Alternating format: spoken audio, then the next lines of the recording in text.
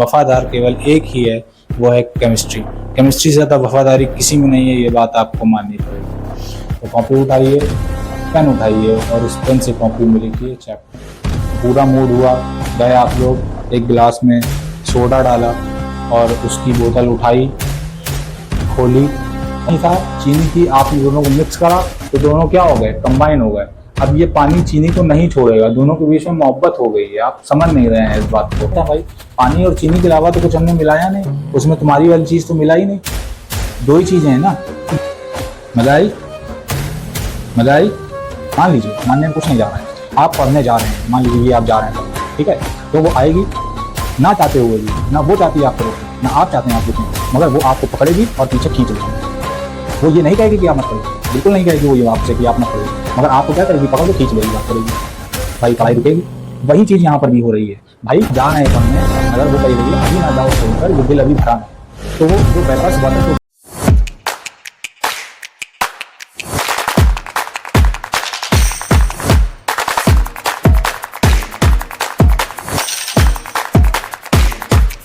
तो आप लोग, उम्मीद करता हूँ आप सभी लोग बहुत अच्छे होंगे और आपकी पढ़ाई बिल्कुल नहीं चल रही होगी। तो अगर आपने अभी तक पढ़ना नहीं चालू करा है, स्पेशली केमिस्ट्री, तो ये चैनल आपके लिए बहुत इंपॉर्टेंट है, क्योंकि यहाँ पे अब मैं सारे चैप्टर्स के एक एक करके आपके क्लास 12 के जितने भी चैप्टर्स हैं जो आपके बोर्ड्स के लिए इंपॉर्टेंट हैं, या जो भी आपके एनसीईआरटी सिलेबस के हिसाब से, उस हिसाब से मैं सारे चैप्टर्स के वन शॉट नहीं कहिए, आप फुल शॉट कह सकते हैं, हर एक कॉन्सेप्ट यहाँ पे क्लियर होगा। और बात रही क्वेश्चंस की, क्योंकि बोर्ड्स में आपके क्वेश्चंस आने हैं, कॉन्सेप्ट आपको आना चाहिए मगर उसको अप्लाई करना भी आना चाहिए, तो क्वेश्चंस के लिए अलग वीडियोस आ जाएंगी। तो आज हम लोग लेके आए हैं चैप्टर 1 सॉल्यूशन। अगर आपने अभी तक इस चैप्टर के बारे में नहीं पढ़ा है तो वीडियो आपके लिए है, और अगर आपने इस चैप्टर के बारे में पढ़ भी लिया है तो बहुत ही कम समय में इस चैप्टर का आप रिविजन कर सकते हैं इस वीडियो से। तो बिना किसी देर के, अच्छा एक क्वेश्चन ये आता है कि भैया मैं सीबीएसई का हूँ या एसएससी का हूँ या यूपी बोर्ड का हूँ, तो क्या मैं इस वीडियो को देख सकता हूँ? तो बिल्कुल, अगर आप किसी भी चीज़ की तैयारी कर रहे हैं, उसमें क्लास 12 एनसीईआरटी फॉलो करी जाती है, तो ये वीडियो आपके लिए है। तो देखिए, सबसे पहले हमारा चैप्टर 1 का नाम है सॉल्यूशन। सॉल्यूशन को समझने से पहले हम लोग समझते हैं मिक्सचर्स के बारे में। मिक्सचर आपने डेली लाइफ में जरूर सुना होगा। अगर आप किसी भी दो चीज़ों को मिक्स कर देते हैं या दो से ज़्यादा चीज़ों को मिक्स कर देते हैं तो उसको हम लोग मिक्सचर कहने लगते हैं। यही चीज़ बस मिक्सचर के बारे में समझेंगे, उसके बाद सॉल्यूशन के बारे में समझेंगे। तो आपने दो या दो से ज़्यादा चीज़ों को मिक्स करा, उससे एक मिक्सचर तैयार हो गया, ठीक है। अब देखिए, आपने दो या दो से ज़्यादा चीज़ों को मिक्स करा है तो दो पॉसिबिलिटीज़ बनती हैं। पहली पॉसिबिलिटी ये होगी कि दो चीज़ें जो आपने मिलाई हैं वो आपस में मिक्स हो जाएंगी, और दूसरी पॉसिबिलिटी ये होगी कि दो चीज़ें जो आपने मिलाई हैं वो आपस में नहीं मिक्स होगी। जैसे एग्जांपल लेते हैं, एक गिलास मैंने वाटर लिया और उसमें मैंने शुगर के कुछ पार्ट्स डाल दिए और मैंने दोनों को मिक्स करा, तो जब भी हम दोनों को मिक्स करेंगे तो क्या होगा, दोनों चीज़ें आपस में डिजोल्व हो जाएंगी, दोनों चीज़ें मिक्स हो जाएंगी। अच्छा, उसी की जगह अगर हम लोग अदर एग्जांपल लें, तो एक ग्लास वाटर में अगर मैंने कुछ ऑयल्स की ड्रॉप्स डाल दी, तो ऑयल्स की ड्रॉप क्या करेंगी, फ्लोट करेंगी, आपस में वो मिक्स नहीं होंगी, आप उसको चाहे जितना घोटते रहो वो मिलेंगे नहीं आपस में, ठीक है। इसी तरीके से हम लोग मिक्सचर्स के दो टाइप्स बना लेते हैं। मिक्सचर्स के कितने टाइप्स होते हैं? दो टाइप्स। पहला टाइप हो जाएगा होमोजीनियस, और दूसरा टाइप हो जाएगा आपका हेट्रोजीनियस। होमोजीनियस जब भी हम दो या दो से ज़्यादा चीज़ों को मिलाएंगे और वो चीज़ आपस में मिक्स हो जाएगी या आपस में घुल जाएगी, उसको हम लोग कहेंगे homogeneous mixture. Example, sugar plus water, इससे आप समझ सकते हैं। हेट्रोजीनियस, अगर आपने दो या दो से ज़्यादा चीज़ों को मिलाया और वो आपस में मिक्स ना हो या आपस में डिजोल्व ना हो, तो उसको हम लोग कहेंगे हेट्रोजीनियस मिक्सचर। एग्जाम्पल इसका ले लीजिए आप लोग, एग्जाम्पल इसका हो जाएगा वाटर प्लस ऑयल। तो यहाँ से आपको होमोजीनियस और हेट्रोजीनियस के बारे में क्लियरिटी मिल गई होगी। अब देखिए, सॉल्यूशंस कुछ नहीं होता, ये जो होमोजीनियस मिक्सचर मैंने आपको बताया, इन्हीं को हम लोग सॉल्यूशन कहते हैं। फिर से समझिएगा, मिक्सचर्स दो टाइप के होते हैं, पहला होता है होमोजीनियस, दूसरा होता है हेट्रोजीनियस।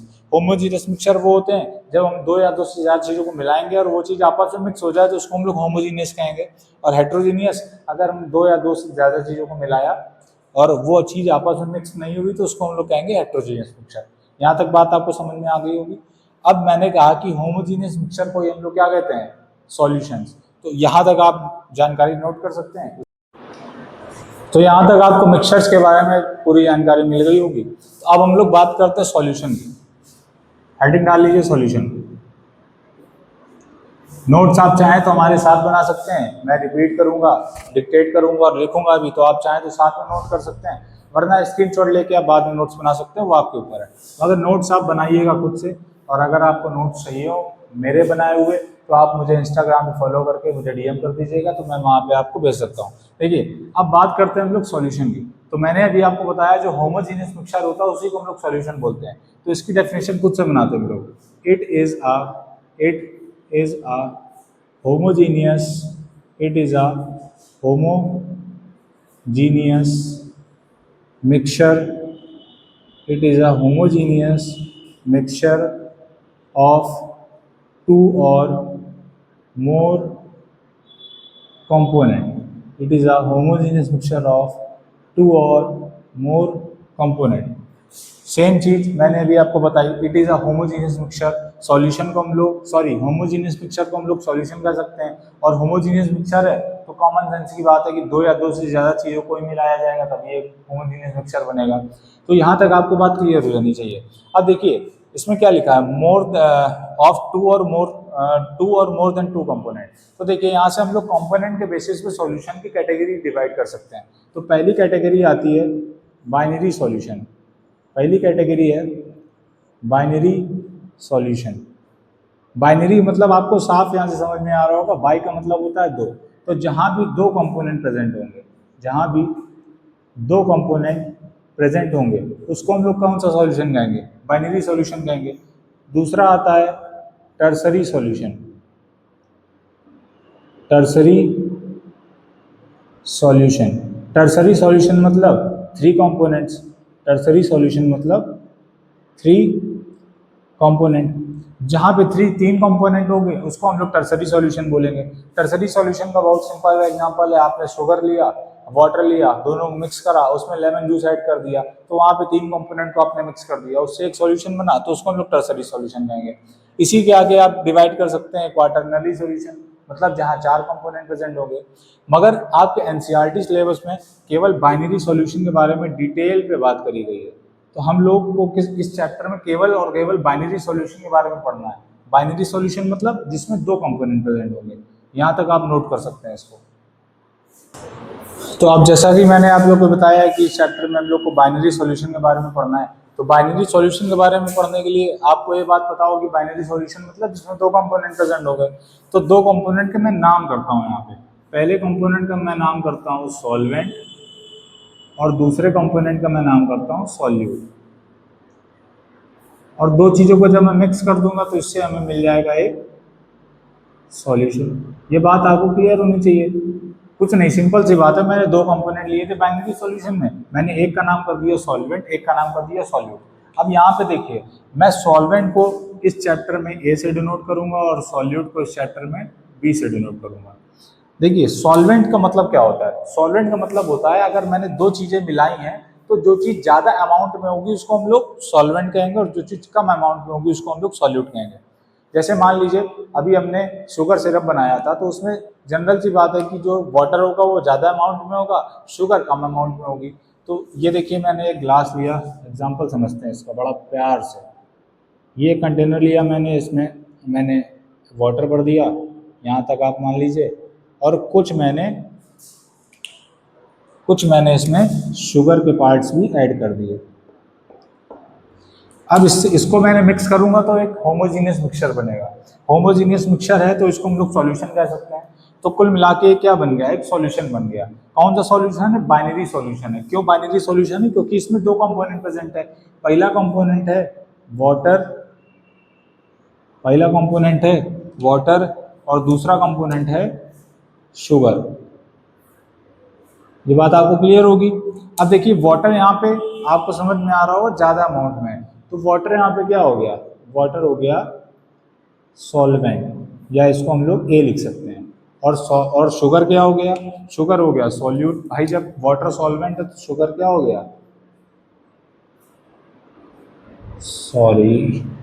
शुगर हो गया सॉल्यूट, और सॉल्यूट को हम लोग बी से डिनोट करते हैं। अच्छा, जब हम लोग पढ़ते थे तो बड़ी दिक्कत आती थी कि यार कौन सा ज़्यादा होता है, कौन सा कम होता है, ए से किसको डिनोट करते हैं, बी से किसको डिनोट करते हैं। तो इसको याद करने का मैं आपको बहुत एक आसान सा तरीका बताता हूँ। देखिए, आप ABCD तो आपको लिखनी आती होगी भाई।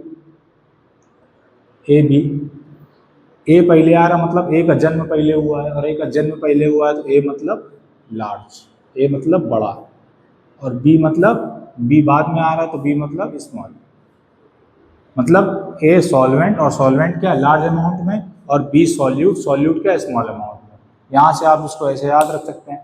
अब हमें कुछ इस चैप्टर में कुछ टर्म्स नोट करते हैं। आप इसको नोट कर सकते हैं चाहे तो वीडियो पॉज करके, बार बार वीडियो कट करना अच्छा नहीं लगता है।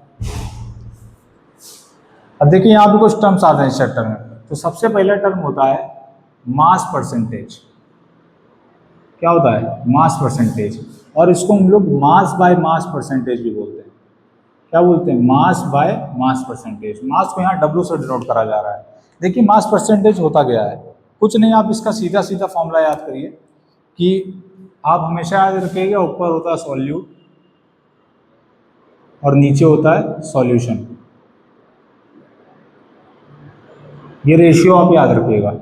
मास की बात हो रही है तो हो जाएगा mass of solute, mass of solute divided by mass of solution.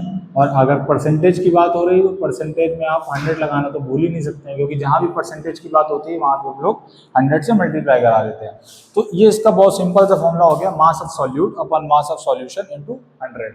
एक कॉन्सेप्ट यहाँ से एक और आता है, उसको हम लोग कहते हैं वॉल्यूम परसेंटेज। दूसरा है वॉल्यूम परसेंटेज, इसको वॉल्यूम बाय वॉल्यूम परसेंटेज भी बोला जाता है। वॉल्यूम को V से डिनोट करा जाता है, ये बात आपको पता होनी चाहिए। अब देखिए, वॉल्यूम परसेंटेज है तो मैंने आपको बताया आपको एक रेशियो याद करना है, सॉल्यूट अपॉन सॉल्यूशन। वॉल्यूम की बात हो रही है तो ऊपर भी वॉल्यूम हो जाएगा, मतलब volume of solute upon volume of solution. और परसेंटेज की बात हो रही है तो 100 लगाना आप भूल ही नहीं सकते हैं। तो ये इसका फॉर्मूला हो जाएगा वॉल्यूम परसेंटेज का, या वॉल्यूम बाय वॉल्यूम परसेंटेज का फॉर्मूला हो जाएगा volume of solute upon volume of solution into 100। यहीं से एक और कॉन्सेप्ट भी आता है, उसको हम लोग कहते हैं मास by volume percentage.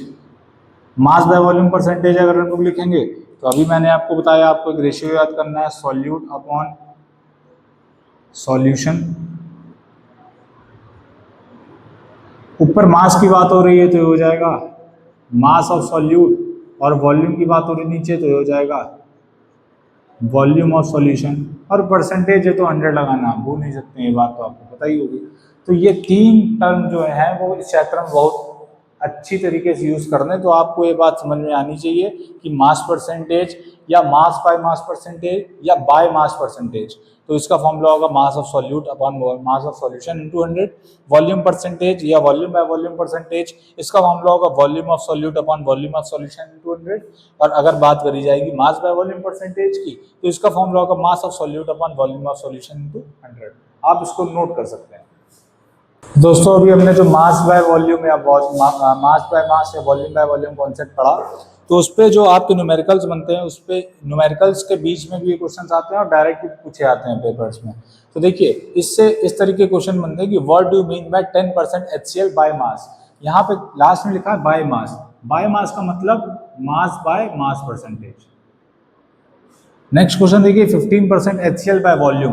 By volume का मतलब वॉल्यूम बाय वॉल्यूम परसेंटेज।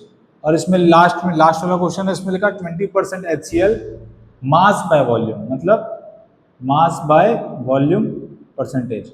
बहुत आसानी से, बहुत प्यार से इसको समझेंगे, कुछ इसमें कोई ऐसी रॉकेट साइंस नहीं लगनी है।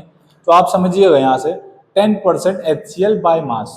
10% HCl बाय मास का मतलब हो जाएगा, अभी आपने फॉर्मूला देखा तो ऊपर था सॉल्यूट, तो मतलब 10 gram of solute, 10 gram of solute.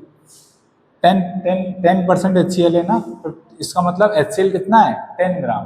10 gram of solute in 100 gram solution. यही तो रेशियो मैंने आपको याद कराया था ना, सॉल्यूट अपॉन सॉल्यूशन, यही तो मैंने आपको बताया था ना। तो सबसे पहले क्या होगा, सॉल्यूट, और सॉल्यूट यहाँ पे क्या है, HCl कितना है 10%, और सॉल्यूशन और इंटू 100 था, तो सॉल्यूशन कितना हो गया, सॉल्यूशन को हम लोग मानेंगे 100, और यहाँ पे मास की बात हो रही है तो मास को हमेशा ग्राम में रिप्रेजेंट करते हैं। तो 10% HCl बाय मास का मतलब हो गया 10 gram of solute in 100 gram of solution. इसी तरीके से यहाँ पे देखते हैं, इसमें लिखा 15% HCl by volume, 15% HCl by volume का मतलब 15 ml, वॉल्यूम की बात हो रही है यहाँ पे, तो ml में लेंगे। 15 ml HCl, 15 ml HCl in 100 ml solution, in 100 ml solution. बहुत सिंपल है, आसानी से आप इसको कर सकते हैं। नेक्स्ट क्वेश्चन देखिए, नेक्स्ट क्वेश्चन कुछ इस प्रकार से है कि 20% HCl mass by volume, mass by volume का मतलब 20 ग्राम, क्यों, क्योंकि ऊपर मास की बात हो रही है, तो सॉल्यूट किस में होगा, ग्राम में। 20 ग्राम HCl इन 100 ml, ml क्यों लिया, क्योंकि नीचे किसकी बात हो रही है, वॉल्यूम की, तो हो जाएगा 20 ग्राम HCl इन 100 ml सॉल्यूशन। कुछ इस प्रकार से क्वेश्चन करे जा सकते हैं, डायरेक्ट क्वेश्चन भी आते हैं, और जब आप न्यूमेरिकल करेंगे तो उसमें भी काफ़ी यूज होगा इन चीज़ों का, आप इसको नोट कर सकते हैं तब तक। अब अगला टॉपिक हम लोगों के पास कंसंट्रेशन टर्म्स। देखिए कंसंट्रेशन टर्म्स में सबसे पहली बात तो ये है, आपका 11th का टॉपिक है, मगर मैं मान के चल रहा हूँ कि आप एकदम नालायक बच्चे हैं जिसने 11th में बिल्कुल पढ़ाई नहीं करी होगी बाकी होगी तरीके। तो कंसंट्रेशन टर्म में सबसे पहले टर्म आता है मोलैरिटी। मोलैरिटी आपको पता होना चाहिए कि number of moles of solute पर लीटर वॉल्यूम ऑफ सॉल्यूशन, ठीक है, number of moles of solute upon volume of solution in litre, मतलब सॉल्यूट के कितने moles 1 litre volume of solution में प्रेजेंट है, उसी को हम लोग उसकी मोलैरिटी कहते हैं। उसी से हम लोग ने फॉर्मूला बना दिया। अच्छा, आपको ये बात पता होनी चाहिए कि मोलैरिटी को कैपिटल M से डिनोट करते हैं, ठीक है। तो कैपिटल M का फॉर्मूला हो गया, मोलैरिटी का फॉर्मूला हो गया number of moles of solute upon volume of solution in litre. अब देखिए यहाँ से मुझे पूरी उम्मीद है आपको नंबर ऑफ मोल्स निकालना आता होगा, अगर नहीं आता तो समझ लीजिए नंबर ऑफ मोल्स का फॉर्मूला होता है गिवन मास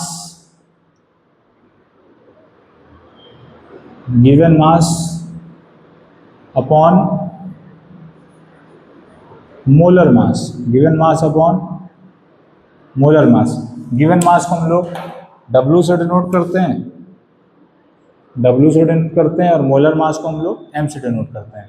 अच्छा, मान लिया मैंने नंबर ऑफ मोल्स निकालने B के, तो गिवन मास हम लोग लेंगे B का, और B मतलब सॉल्यूट, और मोलर मास भी हम लोग लेंगे B का। अच्छा, मुझे मान लिया कि number of moles of solute solvent निकालने हैं, तो हो जाएगा given mass A upon molar mass of A, मतलब सॉल्वेंट। इसका याद रखने का तरीका होता है वॉशिंग मशीन। तो अब यहाँ से देखिएगा, यहाँ से ये फॉर्मूला आपको क्वेश्चन पे लगाना जनरली टफ हो जाएगा, तो इस फॉर्मूले को आसान करते हैं। इस फॉर्मूले को आसान कैसे करना है, ये देखिए, ऊपर लिखा है number of moles of solute, तो हम लोग उसका फॉर्मूला लिखते हैं। Number of moles of solute का फॉर्मूला होगा, ये देखिए मैंने यहाँ पे लिखा है WB upon MB, WB upon MB। नीचे दिया गया volume of solution in litre, तो हम लोग इसमें 1000 से मल्टीप्लाई करा देंगे, और वॉल्यूम किसमें ले लेंगे, ml में। यहाँ से यह बात आपको क्लियर हो जानी चाहिए कि नंबर ऑफ मोल्स का फॉर्मूला होता है WB अपॉन MB, तो number of moles of solute मैंने लिख दिया WB अपॉन MB, उसका फॉर्मूला लिख दिया। नीचे वॉल्यूम ऑफ सॉल्यूशन किसमें थी, लीटर में थी, मैंने इसको ml में कन्वर्ट कर दिया, क्योंकि क्वेश्चंस में आपको जो भी वॉल्यूम दी जाएगी वो जनरली ml में दी जाएगी।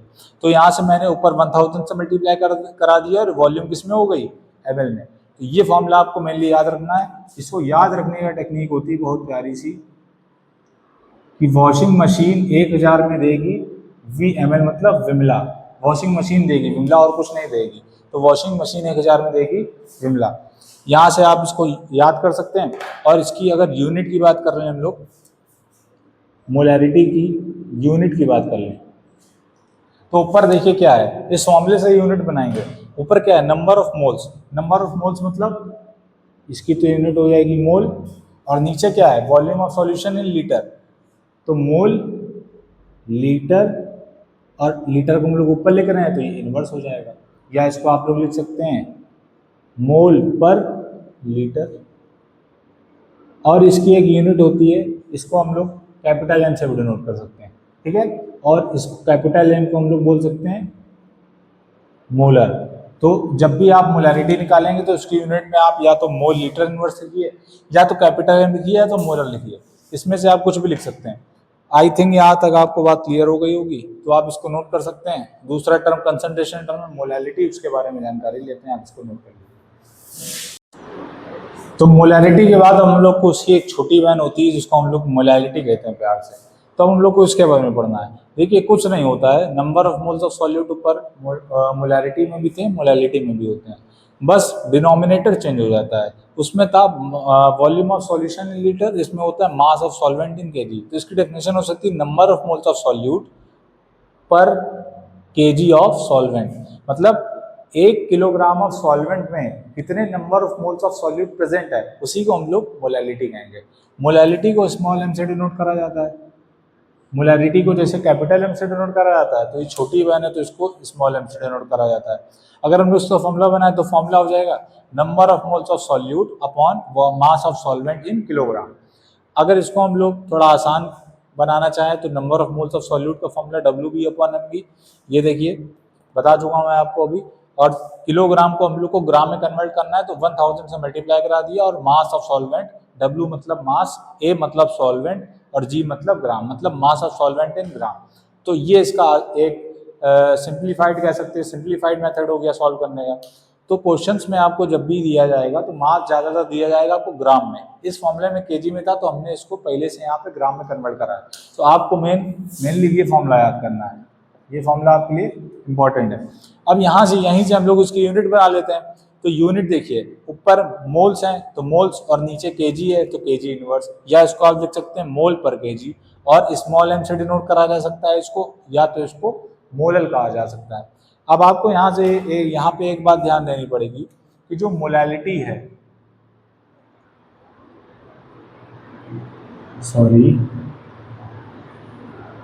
जो मोलैलिटी है ये इंडिपेंडेंट ऑफ टेम्परेचर होती है। इंडिपेंडेंट ऑफ टेम्परेचर, मतलब टेम्परेचर आप ज़्यादा करें, टेम्परेचर आप कम करें, उससे मोलैलिटी को कोई फर्क नहीं पड़ता है। अच्छा, इसके पहले जो हम लोग ने मोलैरिटी पढ़ी थी, हम लोग ने इसके पहले पढ़ा था मोलैरिटी। तो मोलैरिटी होती है inversely proportional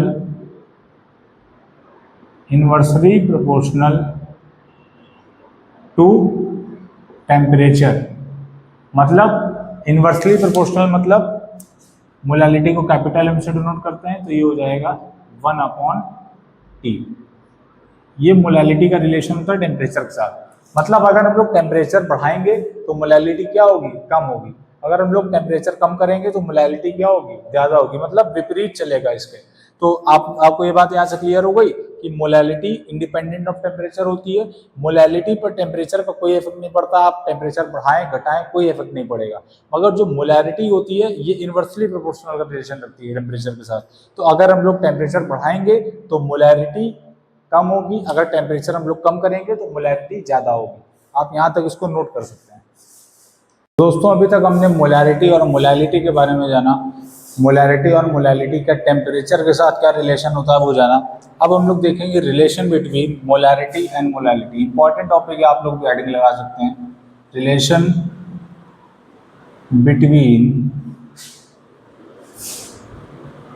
molarity and molality. देखिए, इसके बीच में एक रिलेशन होता है, मोलैरिटी और मोलैलिटी का एक रिलेशन होता है जिसके ऊपर काफ़ी अच्छे अच्छे क्वेश्चंस बनते हैं और बोर्ड्स में आते भी हैं। तो रिलेशन आपको हमेशा याद रखना है। ये रिलेशन होता है molarity is equals to Modi upon 1+ Mamata Banerjee, और किसमें, केजी। नहीं समझ में आया, फिर से समझिएगा। यहाँ पे जो M है कैपिटल वाला, उसको हम लोग मोलैरिटी कहते हैं, उसको हम लोग मोलैरिटी कहते हैं। जो स्मॉल m है उसको हम लोग मोलैलिटी कहते हैं, इसको हम लोग मोलैलिटी कहते हैं। डी यहाँ पे डेंसिटी है, डी को हम लोग किससे डिनोट कर रहे हैं, डेंसिटी से। और जो एम बी है इसको हम लोग मोलर मास ऑफ सॉल्यूट कहेंगे, मोलर या molecular mass of solute, molecular mass of solute. तो ये रिलेशन आपको पता होना चाहिए, इस पर काफ़ी अच्छे क्वेश्चन भी बनते हैं, बोर्ड्स में रिपीट भी होते हैं, और ये रिलेशन काफ़ी इंपॉर्टेंट होता है, तो आपको इसको हमेशा याद रखना है। इसको याद रखने की टेक्निक है molarity is equals to Modi upon 1 plus Mamata Banerjee, आपको ये याद रखना है। अब इसके बाद हम लोग का नेक्स्ट टॉपिक है मोल फ्रैक्शन, इसको आप नोट कर लीजिए। तो अब हमारा नेक्स्ट टॉपिक है मोल फ्रैक्शन। अब हमारा नेक्स्ट टॉपिक है मोल फ्रैक्शन। दोस्तों मोल फ्रैक्शन को हम लोग काई से डिनोट करते हैं। ये आपको देखने में एक्स की तरह लगेगा मगर ये काई है, काई, इसकी स्पेलिंग होती है CHI, काई। तो मोल फ्रैक्शन हेडिंग डाल लीजिए आप लोग की। देखिए मोल फ्रैक्शन निकालना बहुत आसान होता है, सबसे आसान चीज़ मोल फ्रैक्शन ही मुझे लगती है। देखिए मोल फ्रैक्शन में क्या होता है कि मोल फ्रैक्शन को हम लोग काई से डिनोट करते हैं, बात आपको पता है, अभी मैंने बताई। हमें जिसका भी मोल फ्रैक्शन निकालना है, मान लीजिए हमें मोल फ्रैक्शन निकालना है यहाँ पे ए का, ए मतलब सॉल्वेंट। मोल फ्रैक्शन किसका निकालना है, ए का मतलब सॉल्वेंट का। तो हम लोग नंबर ऑफ मोल्स लेंगे, क्या लेंगे, नंबर ऑफ मोल्स, और किसके लेंगे, सॉल्वेंट के, क्योंकि सॉल्वेंट का निकालना है। और इसको डिवाइड करा देंगे टोटल नंबर ऑफ मोल से। टोटल नंबर ऑफ मोल्स मतलब Na प्लस Nb। भाई बाइनरी सॉल्यूशन में दो ही कंपोनेंट होंगे, एक सॉल्वेंट होगा एक सॉल्यूट होगा। अगर इन दोनों नंबर ऑफ मोल्स को हम लोग जोड़ देंगे तो total number of moles of solution निकल आएंगे। इसका मतलब कि हमें जिस भी कंपोनेंट का मोल फ्रैक्शन निकालना है उसके नंबर ऑफ मोल्स को ऊपर रखिए और टोटल नंबर ऑफ मोल्स से डिवाइड करा दीजिए। इसी फॉर्मूले से हम लोग मोल फ्रैक्शन निकाल सकते हैं। जैसे अब हम लोग को निकालना है मोल फ्रैक्शन ऑफ बी मतलब सॉल्यूट। अगर हमें मोल फ्रैक्शन ऑफ बी निकालना है तो ऊपर हम लोग ले लेंगे number of moles of solute upon total number of moles मतलब Na प्लस Nb। बस इसी को हम लोग मोल फ्रैक्शन बोलते हैं। ये मोल फ्रैक्शन का फॉर्मूला होता है। अगर आप इसकी डेफिनेशन लिखना चाहें तो आप ज़रूर लिख सकते हैं। इसकी डेफिनेशन हो जाएगी, कहाँ पे लिखूँ यार, यहाँ पे लिखते हैं डेफिनेशन। अगर हम लोग इसकी डेफिनेशन लिखें तो देखिए डेफिनेशन लिखना बहुत आसान है। आपको पता है कि जिसका हम लोग मोल फ्रैक्शन निकाल रहे हैं उसके नंबर ऑफ मोल्स को ऊपर ले रहे हैं और बाकी नंबर ऑफ मोल्स को क्या रखना है, नीचे। तो इसकी डेफिनेशन हो जाएगी number of moles of component divided by total number of moles, divided by total number of moles. बहुत आसान। जिस भी कंपोनेंट का हम लोग मोल फ्रैक्शन निकालेंगे उसके नंबर ऑफ मोल्स को ऊपर रखना है और डिवाइड कराना है टोटल नंबर ऑफ मोल्स से। नंबर ऑफ मोल्स निकालने का फॉर्मूला मैं आपको बता चुका हूँ पीछे। अब देखिए यहाँ पे एक बात बहुत प्यारी है कि जब भी हम लोग मोल fraction of solvent plus mole fraction of solute को ऐड करेंगे, मतलब XA प्लस XB, तो इसकी वैल्यू आएगी 1, इसकी हमेशा वैल्यू आएगी 1। तो हम लोग इससे एक बात कह सकते हैं कि mole fraction of solution is always 1। यहाँ पे आप एक चीज लिख सकते हैं कि mole fraction of solution is always unity, या इसको ब्रैकेट में आप 1 लिख सकते हैं। 1 को ही हम लोग यूनिटी बोलते हैं। फिर से मैं समझाता हूँ, मोल फ्रैक्शन को हम लोग काई से डिनोट करते हैं। जिस भी कंपोनेंट का मोल फ्रैक्शन निकालना है उसके नंबर ऑफ मोल्स को ऊपर किए और डिवाइड करा दीजिए टोटल नंबर ऑफ मोल से। जैसे यहाँ पे मैंने ए का मतलब सॉल्वेंट के मोल फ्रैक्शन निकालना है तो सॉल्वेंट के नंबर ऑफ मोल्स को ऊपर रखेंगे, डिवाइड करा देंगे टोटल नंबर ऑफ मोल से। सेम इस साइड करा।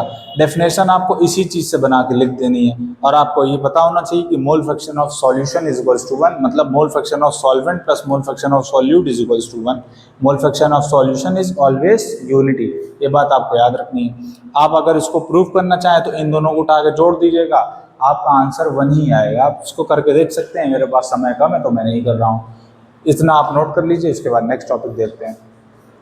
तो दोस्तों अभी तक हमने जितना कुछ भी पढ़ा है उसके ऊपर एक बहुत प्यारा सा क्वेश्चन करते हैं, जिससे आपको हर एक चीज़ की क्लियरिटी बहुत अच्छी तरीके से मिल जाए। मार्कर कहाँ गया दूसरा वाला? हाँ, तो ये क्वेश्चन है आपका और ये एनसीईआरटी का क्वेश्चन है। इस चैनल पे या इस वीडियो में आपको जो भी कंटेंट मिलेगा वो घंघोर एनसीईआरटी कंटेंट मिलेगा आपको, मतलब सिर्फ और सिर्फ एनसीईआरटी ही फॉलो करी जाएगी इस चैनल पे या इस वीडियो पे। तो उसी हिसाब से मैंने क्वेश्चन ले लिया है, जिसमें आपने अभी तक जितना पढ़ा है वो सब रिवाइज हो जाएगा आपका। तो क्वेश्चन बोला है calculate molarity and mole fraction of Ki if density of 20% by mass aqueous Ki is 1.02 ग्राम पर ml। सबसे पहले आपको ये बात पता होनी चाहिए, यहाँ पे एक वर्ड आया एक्वस। जहाँ भी एक्वा वर्ड यूज हो जाए मतलब वो चीज़ यूज हुई है वाटर के लिए। एक्वस मतलब वाटर इज सॉल्वेंट, एक्वस मतलब वाटर इज सॉल्वेंट। अब देखिए हमें दिया क्या क्या गया है, मोल fraction of Ki if density. सबसे पहले हमें डेंसिटी दे रखी है और किसकी दे रखी है, 20% बाय मास। अभी मैंने आपको जो पिछला क्वेश्चन कराया था इससे प्रीवियस वाला, तो उसमें इसी टाइप के क्वेश्चन कराए थे मैंने। तो सबसे पहले दे रखा है 20% बाय मास। 20% बाय मास का मतलब दोस्तों आप क्या समझेंगे? 20% बाय मास का मतलब मैं आपको बता चुका हूँ। 20% बाय मास का मतलब 20 gram of Ki in 100 gram of solution. आपको ये बात नहीं समझ में आ रही तो वीडियो बैक करके आप पीछे देख सकते हैं। 20 gram of Ki in 100 gram of solution. अच्छा, सॉल्यूशन 100 ग्राम है, ठीक है, उसमें 20 ग्राम Ki है, और यहाँ से आपको पता चलेगा सॉल्वेंट क्या है, वाटर। तो वाटर कितना हो जाएगा भाई, 100 में से 20 लेस कर देंगे तो वाटर कितना हो जाएगा, और वाटर इज इक्वल्स टू 80 ग्राम। भाई 80 ग्राम वाटर और 20 ग्राम Ki को अगर हम लोग मिक्स कर रहे हैं तभी तो 100 ग्राम सॉल्यूशन बन रहा है। तो यहाँ से आपको दो चीज़ें क्लियर हो गई, Ki की वैल्यू, Ki का मास क्लियर हो गया और वाटर का मास क्लियर हो गया। यहाँ से आपको ये बात पता हो जानी चाहिए। अब हमें देखिए निकालना क्या है, और हमें दे रखा है डेंसिटी दे रखी है, तो हम लोग डेंसिटी भी लिख लेंगे। डेंसिटी कितनी दे रखी है हमको? डेंसिटी दे रखी है 1.202 ग्राम पर ml, ये हमको डेंसिटी दे रखी है। अब हमें सबसे पहले निकालना है मोलैरिटी। सबसे पहले निकालना है मोलैरिटी। तो मोलैरिटी का फॉर्मूला मैं आपको अभी बता चुका हूँ कि वॉशिंग मशीन 1000 में सबसे पहले निकालना है मोलैरिटी। तो मोलैरिटी का फॉर्मूला हो जाएगा WB/MB इंटू 1000 अपॉन WA इन G इन ग्राम। वॉशिंग मशीन 1000 में कहाँ से आएगी? वाशिंगटन से। तो WB मतलब given mass of solute, WB मतलब गिवन मास ऑफ सॉल्यूट, और सॉल्यूट यहाँ पे क्या है? Ki, क्योंकि 20 ग्राम Ki और 80 ग्राम वाटर है, तो जो ज़्यादा होता है वो सॉल्वेंट होता है। तो यहाँ वाटर क्या हो गया? सॉल्वेंट हो गया, और सॉल्यूट क्या हो गया? Ki। तो मतलब 20 ग्राम upon molar mass of solute. Molar mass of solute Ki का मोलर मास आपको निकालना पड़ेगा। मोलर मास आपको निकालना नहीं आता है तो इसी चैनल के शॉर्ट सेक्शन में जाइएगा, वहाँ पे एक शॉर्ट वीडियो पड़ी होगी जिसमें मैंने मोलर मास निकालना आपको बताया है, या मॉलिक्यूलर मास निकालना मैंने आपको बताया है। तो यहाँ से आपको पता होना चाहिए कि Ki का मोलर मास होता है 1, ब्लैक से लिख देता हूँ यार, भेदभाव हो जाएगा, 166 इंटू 1000 की जगह हम लोग 1000 ये लिखेंगे, upon mass of solvent. Mass of solvent आपको पता है कितना है? 80, और ग्राम में ही है तो चेंज करने की ज़रूरत नहीं है। अब आप इसको सॉल्व कर लीजिएगा। मैं थोड़ी चीटिंग कर ले रहा हूँ क्योंकि जल्दी सॉल्व हो जाए। तो इसका आंसर आपको मिल जाएगा 1.506, और यूनिट इसकी हो जाएगी मोल पर kg। ये आपकी सबसे पहली चीज़ निकल आई, जिसको हम लोग ने कहा है क्या? मोलैलिटी। मोलैलिटी मतलब स्मॉल m। यहाँ से मोलैलिटी निकल आई। अब हम लोग का नेक्स्ट चीज़ पूछ रहा है, थोड़ा लाइन खींच दूँ, यहाँ पे सॉल्व कर देता हूँ मैं। अब हमसे नेक्स्ट चीज़ पूछ रहा है मोलैरिटी। अच्छा, मोलैरिटी मोलैरिटी का फॉर्मूला भी मैं आपको बता चुका हूँ, कैपिटल एम से डिनोट करते हैं। वॉशिंग मशीन 1000 में देगी, कौन देगी, मिला। W B upon M B into 1000 upon volume in M L. अब देखिएगा यहाँ से मोलैरिटी निकालनी है हमको, तो डब्ल्यू बी मतलब गिवन मास ऑफ बी मतलब सॉल्यूट। तो सॉल्यूट का गिवन मास आपको पता है 20 ग्राम में, तो 20 लिख दिया। मोलर मास अभी हम लोग निकाल चुके हैं 166 1000 की जगह 1000। अच्छा, अब इसमें आपको वॉल्यूम कहीं नहीं दे रखी है, वॉल्यूम आपको कहीं नहीं दे रखी है, मगर आपको एक चीज़ दे रखी है, डेंसिटी आपको दे रखी है। डेंसिटी इज इक्वल्स टू 1.202 दे रखी है। तो यहाँ पे देखते हैं, डेंसिटी का फॉर्मूला होता है, density is equals to mass by volume. Density का फॉर्मूला होता है मास बाय वॉल्यूम। अगर हम यहाँ से वॉल्यूम निकालना चाहें, तो हम लोग आसानी से निकाल सकते हैं। डेंसिटी को नीचे भेज देंगे, वॉल्यूम को ऊपर भेज देंगे, तो यहाँ से क्या निकल आएगी, वॉल्यूम निकल आएगी। तो डेंसिटी की जगह हम लोग को कुछ नहीं रखना है, सॉरी डेंसिटी की जगह तो रखना है ना, तो ये हो जाएगा volume is equals to mass by density. अब वॉल्यूम आपको दे रखी है, नहीं दे रखी, वॉल्यूम निकालनी है। मास दे रखा है आपको, मास कितना दे रखा है, किसका, सॉल्यूशन का, कितना हो जाएगा 100। और डेंसिटी आपको कितनी दे रखी है, डेंसिटी आपको दे रखी है 1.202। तो आप यहाँ से वॉल्यूम की वैल्यू निकाल सकते हैं। वॉल्यूम की वैल्यू आप यहाँ निकाल के रखेंगे, आपका आंसर आ जाएगा।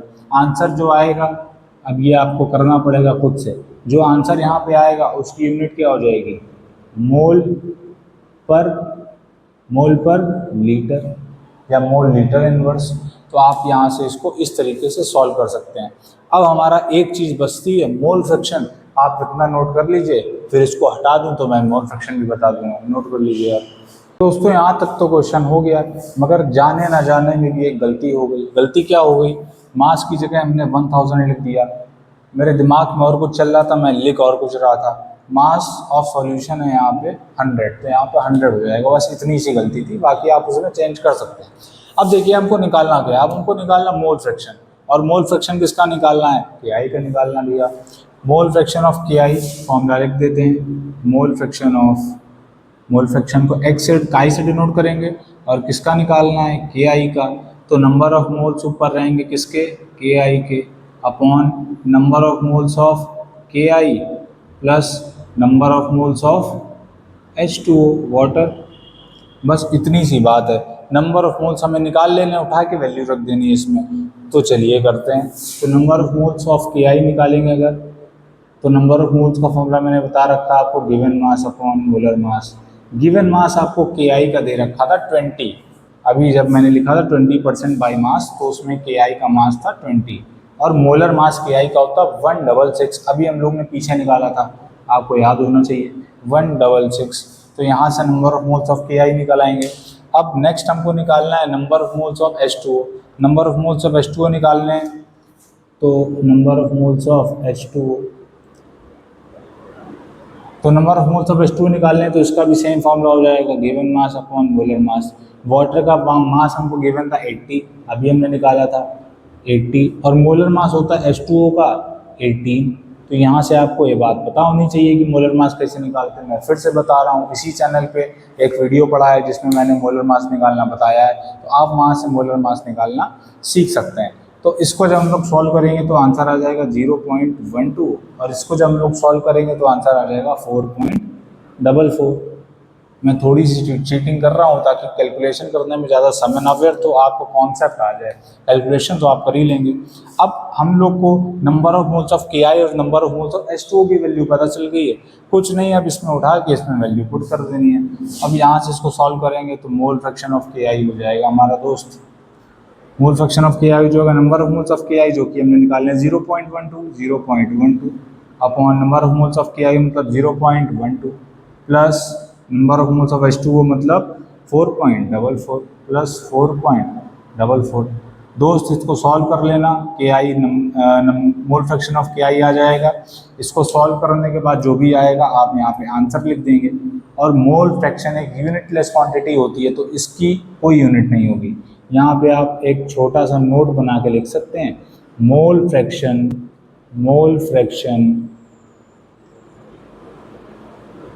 is a unitless quantity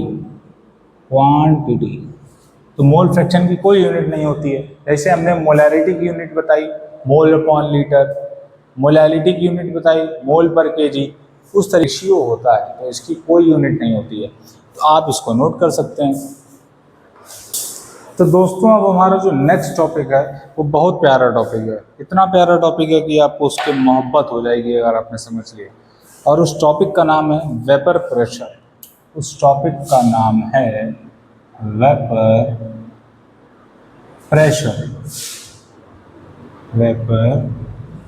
pressure. लोग उसका बहुत हवा बनाए कि भाई बहुत टफ होता है, मगर इतना भी टफ नहीं है। अगर आप प्यार से समझना चाहें तो समझ सकते हैं।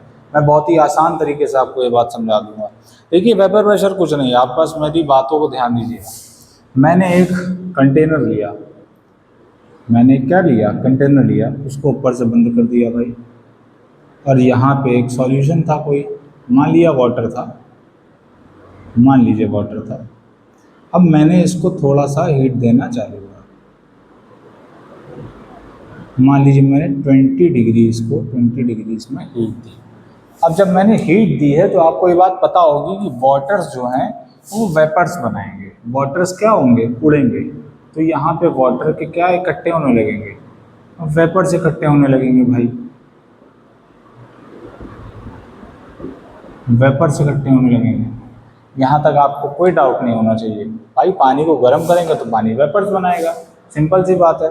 अब देखिए कुछ समय बाद ऐसा होगा कि यहाँ पे इतने ज़्यादा वेपर्स आ जाएंगे कि यहाँ पे ये रुक नहीं पाएंगे। तो ये क्या करेंगे, ये वापस नीचे आना चालू कर देंगे।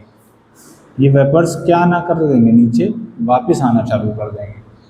और एक कंडीशन वो आएगी जब जितनी स्पीड से वेपर्स ऊपर जाएंगे उतनी स्पीड से नीचे आएंगे। फिर से समझिएगा, एक कंडीशन वो आएगी जब जितनी स्पीड से वेपर्स ऊपर जाएंगे उतनी स्पीड से नीचे आएंगे। इस कंडीशन को हम लोग कहते हैं इक्विलिब्रियम कंडीशन। इस कंडीशन को हम लोग क्या कहते हैं, इक्विलिब्रियम कंडीशन। मतलब आपको पता होगा जब कोई वेपर्स बनते हैं तो उसको हम लोग वेपराइजेशन बोलते हैं। जैसे वेपर्स बना रहा है वाटर, तो इसको हम लोग क्या कहेंगे, वेपराइजेशन। 7th 8th में पढ़ा होगा ये तो आपने भाई। और जब भी कोई वेपर्स वापस आएगा तो उसको हम लोग कहेंगे कंडेंसेशन। क्या कहेंगे, कंडेंसेशन। ये बात तो पता होगी आपको। तो मैंने आपसे क्या कहा, अभी जो मैंने आपको समझाया उसमें मैंने केवल छोटी सी बात आपको बताई कि भाई जब रेट ऑफ इवेपोरेशन बराबर हो जाएगा किसके, रेट ऑफ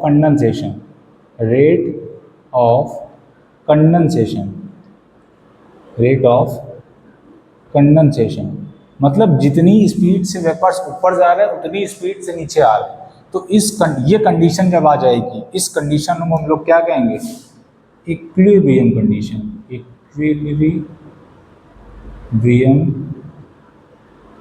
कंडीशन। बहुत प्यार मोहब्बत से समझिएगा, कुछ नहीं है इसमें, हलवा है, 2 मिनट का काम है बस। तो इस कंडीशन को हम लोग क्या कहेंगे, इक्विलिब्रियम कंडीशन। अब यहाँ पे मान लीजिए इक्विलिब्रियम कंडीशन सेट हो गई है, मतलब जितने स्पीड से वेपर्स ऊपर जा रहे हैं उतनी स्पीड से नीचे आ रहे हैं।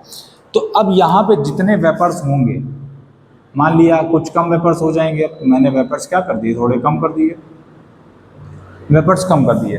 अब यहाँ पे जो वेपर्स हैं वो फोर्स लगाएंगे, वो प्रेशर लगाएंगे। प्रेशर मतलब निकलने की कोशिश करेंगे। तो ये जैसे मान लिया एक वेपर है, तो ये इधर फोर्स लगाएगा, इधर प्रेशर लगाएगा, फोर्स कह लीजिए, प्रेशर कह लीजिए, इधर प्रेशर लगाएगा, इधर प्रेशर लगाएगा। तो इक्विलिब्रियम की कंडीशन पे वेपर्स जो प्रेशर लगाते हैं उसी को हम लोग वेपर प्रेशर कहते हैं।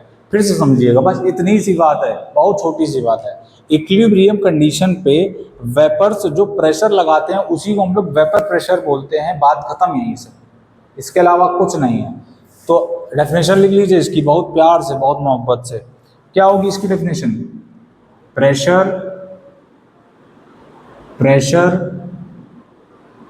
exerted by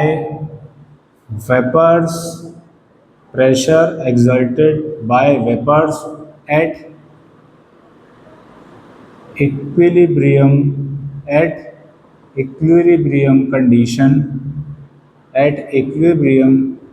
condition at a fixed temperature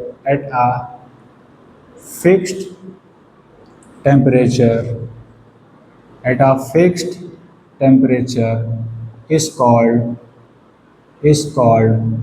vapor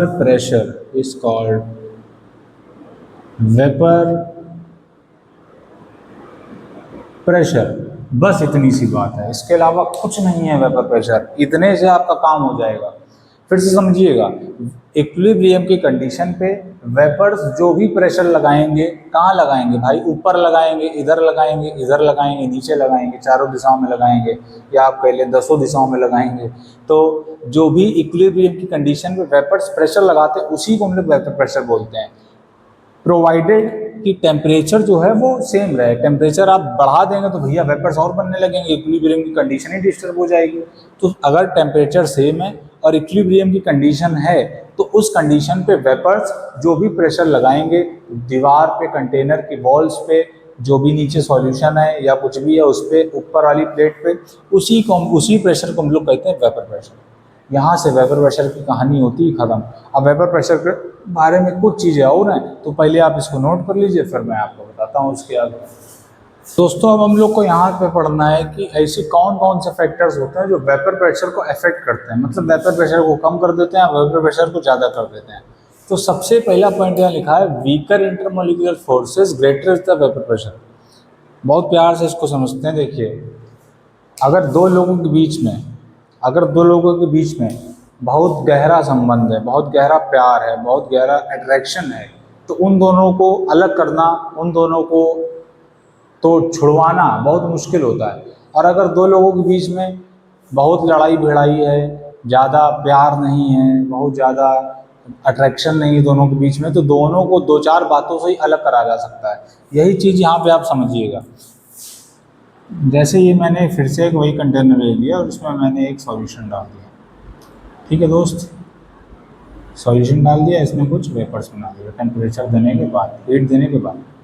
अब देखिए, ये जो यहाँ पे, ये मान लीजिए ब्लैक में जो है सॉल्वेंट है और ये मैंने सॉल्यूट डाल दिया, ठीक है। अगर सॉल्यूट और सॉल्वेंट के बीच में बहुत ज़्यादा प्यार है, बहुत ज़्यादा प्रेम है, बहुत ज़्यादा मोहब्बत करता है सॉल्यूट और सॉल्वेंट आपस में, तो क्या होगा, इन दोनों को तोड़ना इतना कठिन, इतना आसान नहीं होगा, मतलब बहुत ज़्यादा कठिन होगा।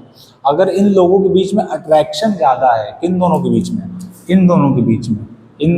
में अट्रैक्शन ज़्यादा है अगर, तो ये लोग आसानी से टूटेंगे नहीं, और जब आसानी से टूटेंगे नहीं तो आसानी से वेपर प्रेशर भी नहीं बनाएंगे। वही चीज़ यहाँ लिखी है, वीकर इंटरमोलिकुलर फोर्सेस, अगर इसके इंटरमोलिकुलर फोर्सेस वीक होंगे तो ग्रेटर इज वेपर प्रेशर, तो वेपर प्रेशर क्या होगा, ज़्यादा होगा। जैसे दो लोग आपस में प्यार नहीं करते हैं, लड़ाइयाँ भिड़ाइयाँ चलती हैं, तो उन दोनों को अलग करना बहुत आसान है। वही चीज़ यहाँ पे लिखी है, अगर इन सॉल्वेंट और सॉल्यूट के बीच में इंटरमोलिकुलर फोर्सेस वीक हैं, प्यार कम है, तो इनको तोड़ना क्या हो जाएगा, आसान हो जाएगा। थोड़ी सी हीट, थोड़ा सा टेम्परेचर देंगे, टूट जाएंगे, ठीक है। और जब टूट जाएंगे तो वेपर्स बनाने लगेंगे।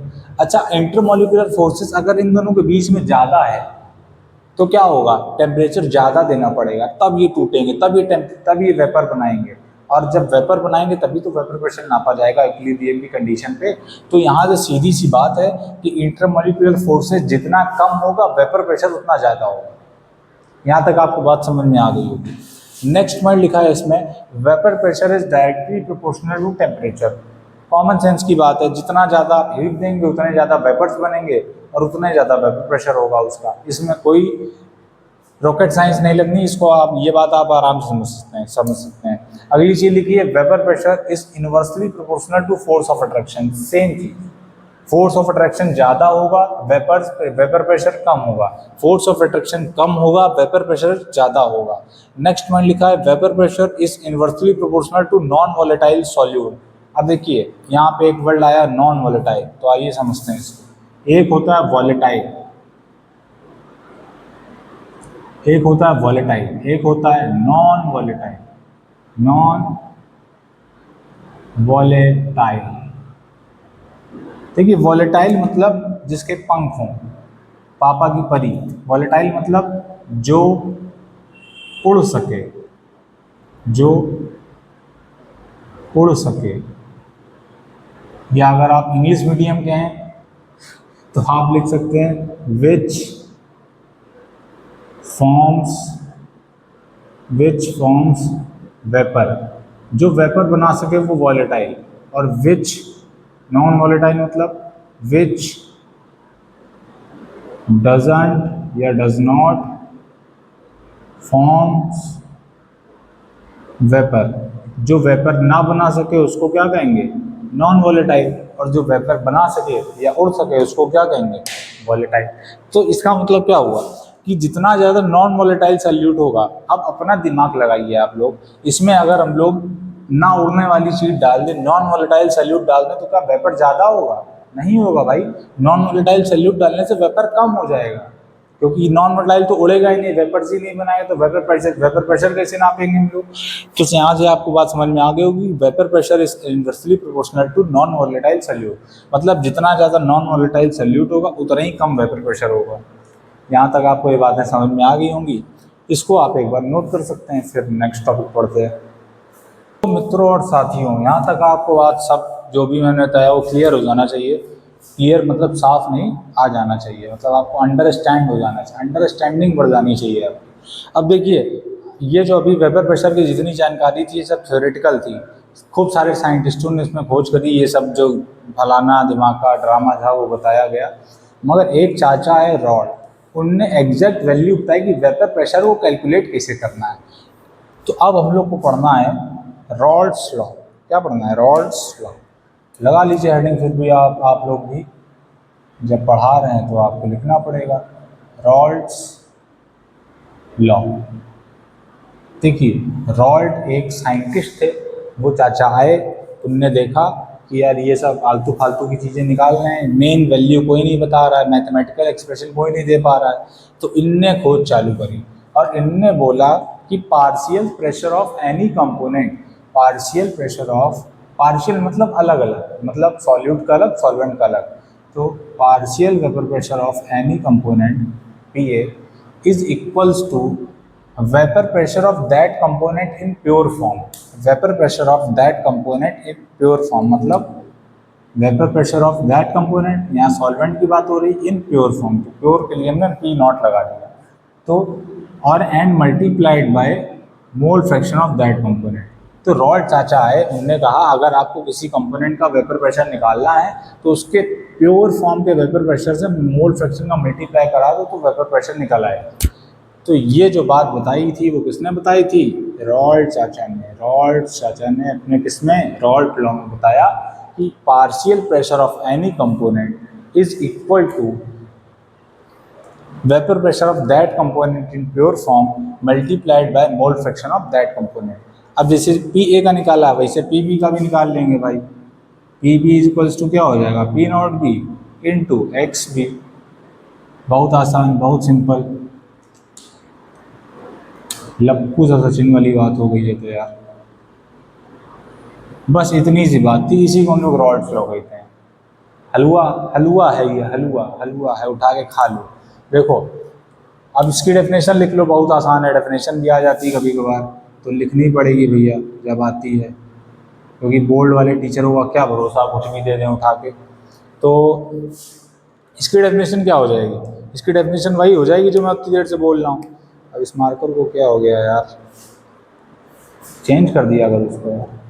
देखिए डेफिनेशन इसकी क्या हो जाएगी, डेफिनेशन लिखिए, पार्शियल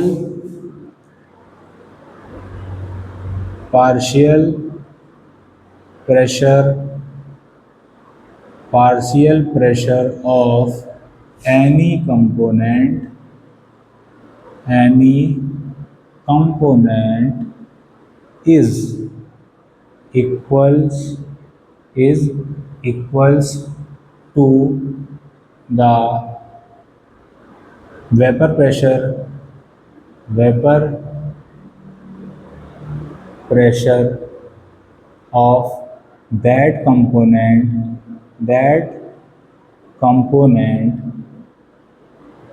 in प्योर स्टेट या pure form.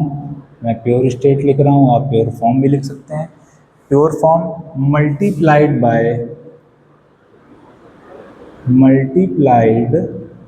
Bye mole fraction, कमर झुक जाएगी आज मेरी, multiplied by mole fraction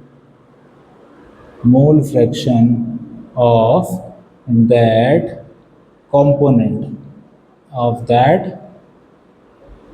component. बस इतनी सी बात थी, इसी को हम लोग रॉल्स लॉ कहते हैं। अब बस इनने दो चीज़ें बता दी, वॉलेटाइल के लिए अलग बता दिया, नॉन वॉलेटाइल के लिए अलग बता दिया। तो इसको नोट कर लो, फिर मैं बताता हूँ वॉलेटाइल नॉन वॉलेटाइल के लिए क्या है। अच्छा, इसको जानने से पहले एक बात और समझ लो कि कि ये जैसे ए के लिए सॉल्वेंट के लिए निकाला हमने, ये सॉल्यूट के लिए निकाला। तो अगर हम लोग टोटल प्रेशर निकालेंगे तो वो किसके बराबर हो जाएगा, PA प्लस PB, ये टोटल प्रेशर हो जाएगा। बस यार इतनी सी बात है, मुझे रुलाओगे क्या यार, छोटी छोटी बात ना पूछा गया। बस इसी को रॉल्स लॉ कहते हैं। ये चाचा है, इनने इतनी सारी बातें बता दी, इसी को हमको पढ़ना पड़ता है, तो आप इसको नोट कर लीजिए। हाँ तो दोस्तों तो अब हम लोग को रॉल्स लॉ तो पढ़ चुके हैं। हम लोग को क्या पढ़ना है, रॉल्स लॉ अब रॉल्स लॉ हम लोग दो चीज़ों के लिए पढ़ेंगे। रॉल्स लॉ हम लोग पहला पढ़ेंगे फॉर वॉलेटाइल। अच्छा, मैं एक बात आपको बता दूं, ये लंबा वीडियो होगा तो मैं तो ब्रेक ले लेके पानी पीता हूँ, खाता हूँ, घूम के आता हूँ बाहर।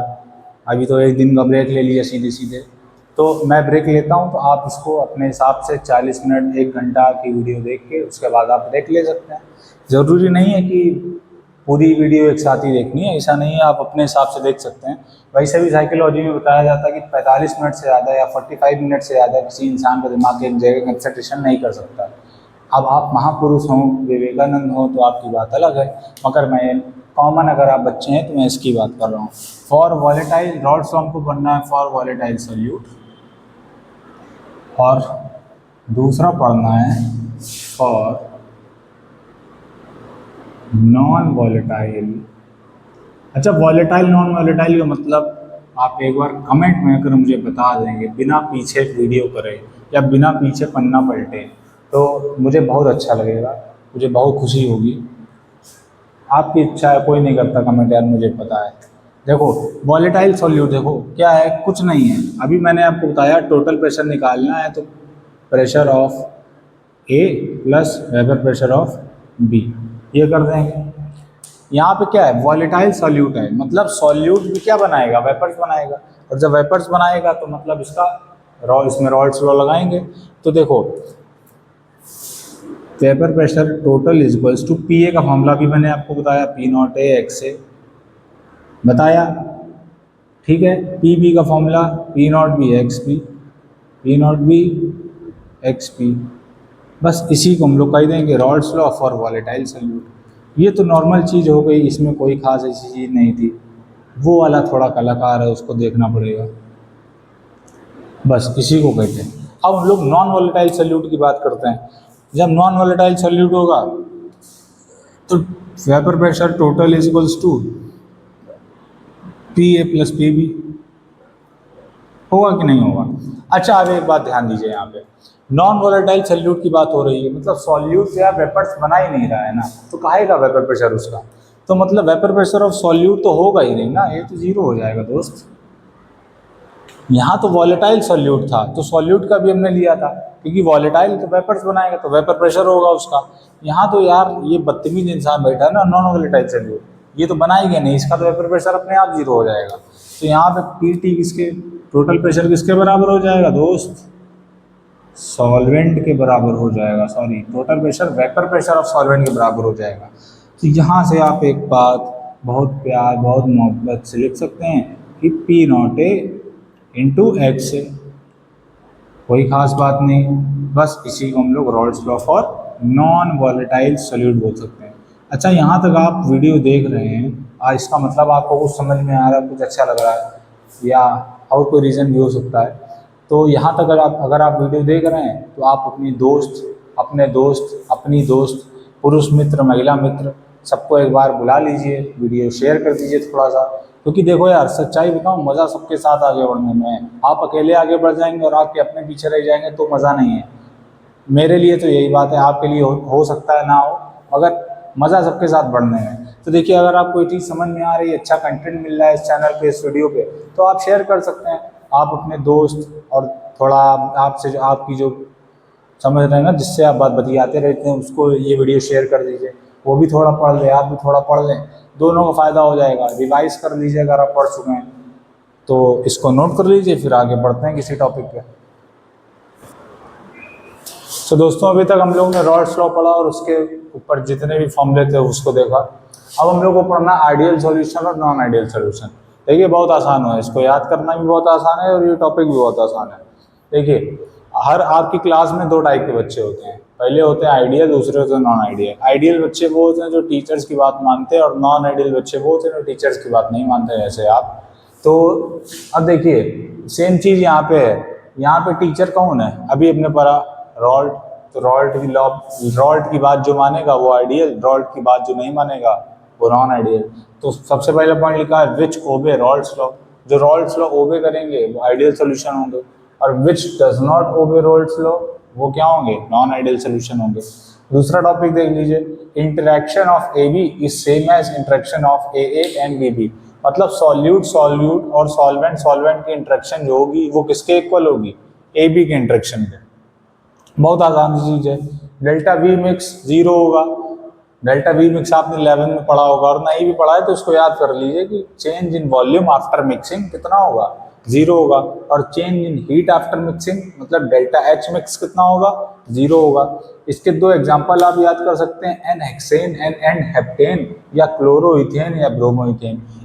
आइडियल सॉल्यूशन के जितने भी आपको एग्जांपल मिलेंगे वो लगभग मैच करते हुए होंगे। देखिए, जैसे n hexane, n heptane, chloroethane, bromoethane, मतलब कहीं ना कहीं से कुछ ना कुछ मैच करेगा उसमें।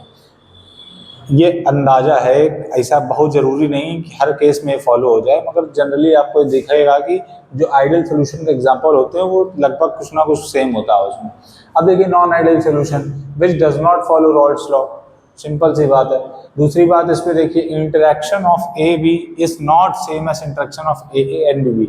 मतलब सॉल्यूट और सॉल्वेंट की जो इंटरेक्शन होगी वो सॉल्यूट और सॉल्वेंट के इंटरेक्शन के इक्वल नहीं होगी।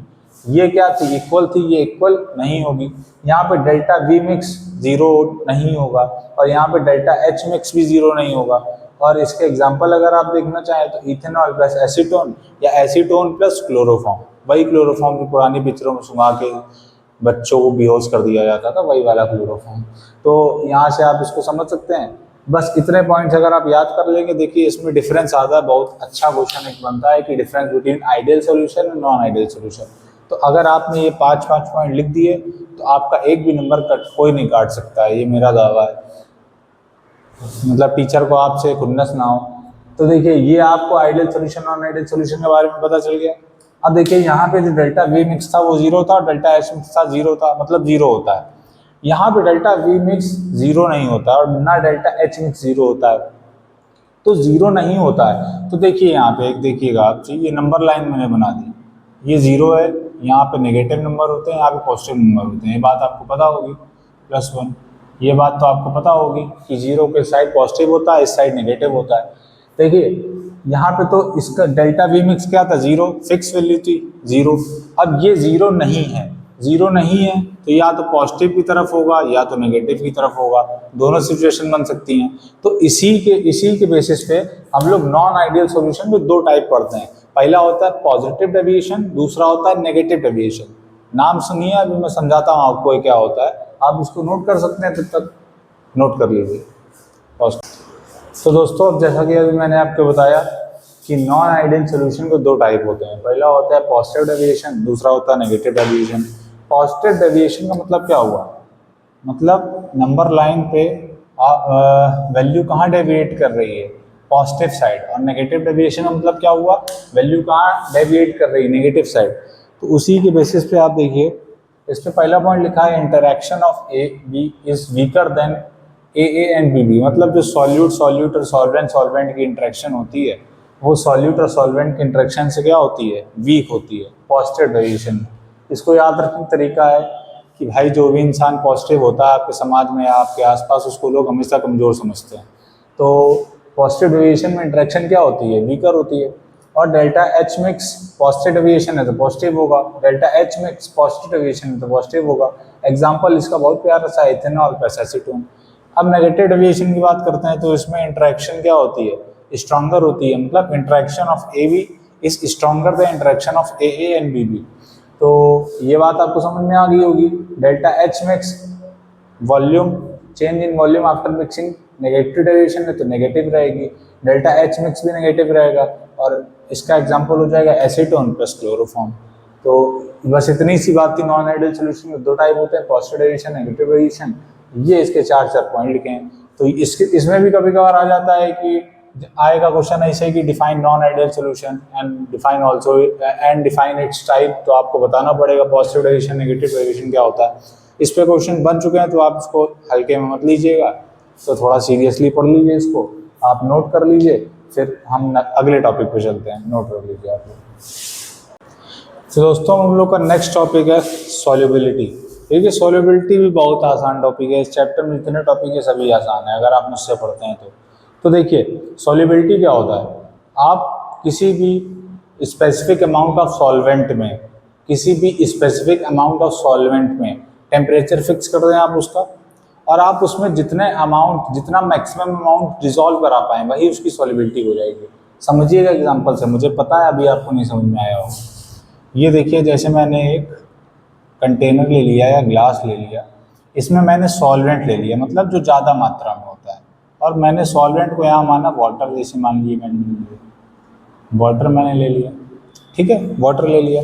अब मैंने इसमें सॉल्ट डालना ऐड करा, सॉल्ट डालना चालू करा, ठीक है। सॉल्ट मैंने इसमें मिक्स करना चालू करा और मैंने ये लिया रूम टेम्परेचर पे, रूम टेम्परेचर पे लिया। तो अब टेम्परेचर इसका फिक्स है, मैंने रूम टेम्परेचर ले लिया, टेम्परेचर फिक्स कर दिया, टेम्परेचर ना घट रहा है ना बढ़ रहा है। तो अब इस स्पेसिफिक मतलब अब इस सॉल्वेंट के अंदर अब देखिए मैंने, अच्छा समझिएगा नॉर्मल पहले समझते हैं। इसमें मैंने सॉल्ट डालना ऐड करा, ठीक है, मिक्स करना चालू करा सॉल्ट। एक समय ऐसा आएगा जब इसमें सॉल्ट की मात्रा अत्यधिक हो जाएगी, मतलब सॉल्ट इसमें मिक्स ही नहीं होगा। अब भाई आपने एक बोरी नमक डाल दोगे इतने से पानी में तो डिज़ोल्व होगा क्या, नहीं होगा। मगर जैसे मान लीजिए 1 चम्मच डाला आपने वो डिज़ोल्व हो गया, 2 चम्मच डाला डिज़ोल्व हो गया, 3 चम्मच डाला डिज़ोल्व हो गया, 4 चम्मच डाला डिज़ोल्व हो गया, 5 डाला डिज़ोल्व हो गया। मगर जब आपने छठा चम्मच डाला तो वो नहीं डिज़ोल्व हो रहा है सॉल्ट उसमें, इस वाटर में। तो जो 5 चम्मच तक की कैपेसिटी थी उसी को हम लोग क्या बोलेंगे, सॉल्युबिलिटी। वो क्या थी इसकी, सॉल्युबिलिटी। डेफिनेशन बड़ी और क्लियर हो जाएगा। Maximum amount that can be dissolve in a specific amount of solvent at a specific temperature is called solubility. समझ में आ गया होगा आपको। अब तो फिर से मैं समझा देता हूँ। मैंने वाटर लिया सॉल्वेंट, उसमें मैंने सॉल्ट डालना ऐड करा, डालते गए, एक समय ऐसा आएगा जब ये सॉल्ट इसमें डिसॉल्व होना बंद हो जाएगा। तो जितना मैक्सिमम अमाउंट मैंने सॉल्ट का इस वाटर में डाला है, प्रोवाइडेड कि टेम्परेचर क्या है, फिक्स है, तो उसी को हम लोग क्या बोल देंगे, उसकी सॉल्युबिलिटी बोल देंगे। फिर से डेफिनेशन पढ़िएगा, maximum amount that can be dissolve in a specific amount of solvent at a specific temperature is called its solubility. अब देखिए कुछ फैक्टर्स होते हैं जो सॉल्युबिलिटी को अफेक्ट करते हैं, मतलब सॉल्युबिलिटी घटाते बढ़ाते कुछ भी दसों दिशाओं में ले जाते हैं सॉल्युबिलिटी को। तो कुछ फैक्टर्स होते हैं, इसमें सबसे पहला फैक्टर होता है nature of solute and solvent. Nature of solute मतलब सॉल्यूट और सॉल्वेंट का किस नेचर का है, सॉल्यूट या सॉल्वेंट। तो देखिए इसमें आता है लाइक डिसॉल्व इन लाइक। अब देखिए आपको बुरा ना माने अगर आप लोग, तो एक बात बोलूँ, इसी चैनल पे एक जादू मैंने सिखाया है इसी को लेके, लाइक डिजॉल्व इन लाइक। तो आप उसको देखिएगा जाके, आपको बड़ी मज़ा आएगी। मगर पहले ये वीडियो ख़त्म करके तब देखिएगा। तो देखिए, सबसे पहला फैक्टर है nature of solute and solvent. तो इसमें हम लोग लिख सकते हैं like substance dissolve in like substance. एक शराबी दूसरे शराबी को बहुत ज़्यादा पसंद करेगा, ठीक है, क्यों? क्योंकि वो लाइक दोनों आपस में क्या होगी, इंट्रैक्शन होगी। तो वही चीज़ लिखिए, लाइक डिजॉल्व इन लाइक। दूसरा है इफेक्ट ऑफ टेम्परेचर।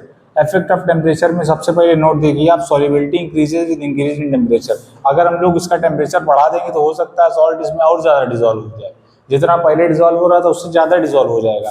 तो टेम्परेचर बढ़ाने से सॉल्युबिलिटी पे क्या इफेक्ट पड़ेगा, सॉल्युबिलिटी भी इंक्रीज हो जाएगी। अब देखिए यहाँ पे एक लिखा हुआ है एक्सोथर्मिक एंड एंडोथर्मिक। आपको पता होना चाहिए एक्सोथर्मिक प्रोसेस क्या होती है, एंडोथर्मिक प्रोसेस क्या होती है। एक्सोथर्मिक और दूसरा है एंडोथर्मिक। हिंदी में समझिए, शुद्ध हिंदी में, कुछ नहीं इसमें खास है।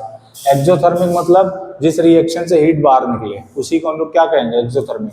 एंडोथर्मिक मतलब जिसमें हमें हीट देनी पड़े या जिसमें टेम्परेचर बढ़ाना पड़े या हीट देनी पड़े, उसको क्या कहेंगे, एंडोथर्मिक।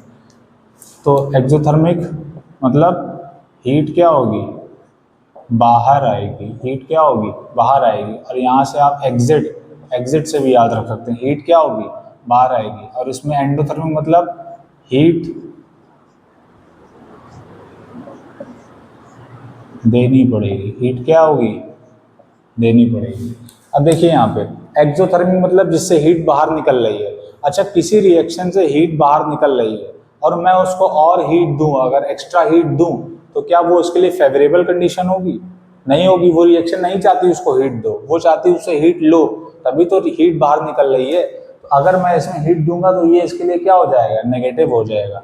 और एंडोथर्मिक मतलब जिसको हीट की जरूरत है, जिसमें हमें हीट देनी पड़ेगी, अगर उसको हीट देंगे तो उसके लिए फेवरेबल कंडीशन होगी, तो वो क्या हो जाएगा, डेल्टा एच क्या हो जाएगा, पॉजिटिव। यहाँ से ये बात आपको समझ में आ जानी चाहिए। नेक्स्ट टॉपिक है प्रेशर। देखिए, प्रेशर का सॉल्युबिलिटी पे कोई इफेक्ट नहीं होता है। तो प्रेशर में क्या लिखा है, नो सिग्निफिकेंट इफेक्ट। तो ये कुछ सॉल्युबिलिटी के बारे में जानकारी थी। अब अगला टॉपिक है हेनरीज लॉ, बहुत इंपॉर्टेंट है, इसी पे बेस है। तो आप इसको पहले नोट कर लीजिए। तब तक हम लोग ने सॉल्युबिलिटी के बारे में पढ़ा। अब हमको सॉल्युबिलिटी के बाद हेनरीज लॉ पढ़ना है, बहुत इंपॉर्टेंट टॉपिक है। देखिए, हेनरीज लॉ क्या होता है। हेनरी एक साइंटिस्ट का नाम था। इन साइंटिस्ट महाशय ने बताया था हमको कि जो पार्शियल प्रेशर ऑफ गैस होता है वो उसके मोल फ्रैक्शन के बराबर डायरेक्टली प्रोपोर्शनल होता है। जो पार्शियल प्रेशर ऑफ गैस होता है वो मोल फ्रैक्शन के डायरेक्टली प्रोपोर्शनल होता है। अब आपको ये बात पता होगी, जब भी हम लोग प्रोपोर्शनलिटी का साइन हटाते हैं तो कोई कांस्टेंट आता है। कांस्टेंट में यहाँ पे P equals to KH constant है, KH कांस्टेंट और X मोल फ्रैक्शन, इसी को हम लोग कहते हैं हेनरीज लॉ। बस इतनी सी बात है। यहाँ पे डिनोशन आप कर सकते हैं कि यहाँ पे partial pressure of gas, partial pressure of gas, KH यहाँ पे दोस्त हेनरीज कांस्टेंट है, हेनरी कांस्टेंट है, और X या काई यहाँ पे मोल फ्रैक्शन है, मोल फ्रैक्शन है। तो इसी को हम लोग कहते हैं हेनरीज लॉ। हेनरीज लॉ की डेफिनेशन अगर आप देखें तो इसकी डेफिनेशन होती है the partial pressure of a gas in vapour phase is directly proportional to the mole fraction of the gas. यही चीज़ को बस डेफिनेशन में लिख दिया गया है। अब हमको हेनरीज लॉ की कुछ एप्लीकेशन देखनी है।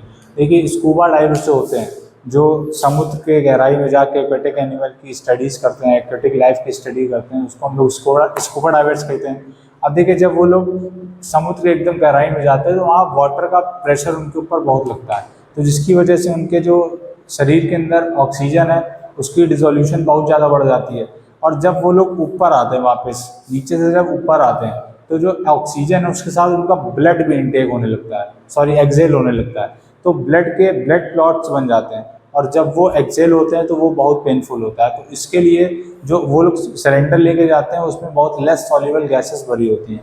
तो एक एप्लीकेशन इसका ये हो सकता है, scuba diver suffer from bends, और जब वो जो एक्सेल करते हैं और ब्लड उनका जब एक्सेल होता है ऑक्सीजन के साथ, उससे जो पेन होता है उस बीमारी को हम लोग कहते हैं बेंड्स।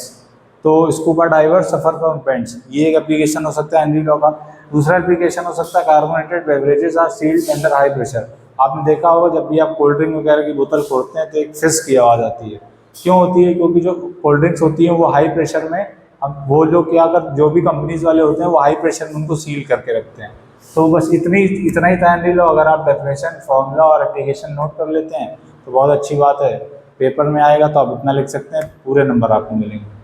नोट कर लीजिए। तो दोस्तों हेनरीज लॉ के बाद हम लोग को नेक्स्ट टॉपिक पढ़ना है एजियोट्रोप्स।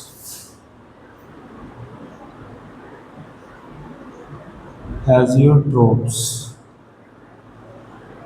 अगर आपको पता हो तो इसका दूसरा नाम होता है constant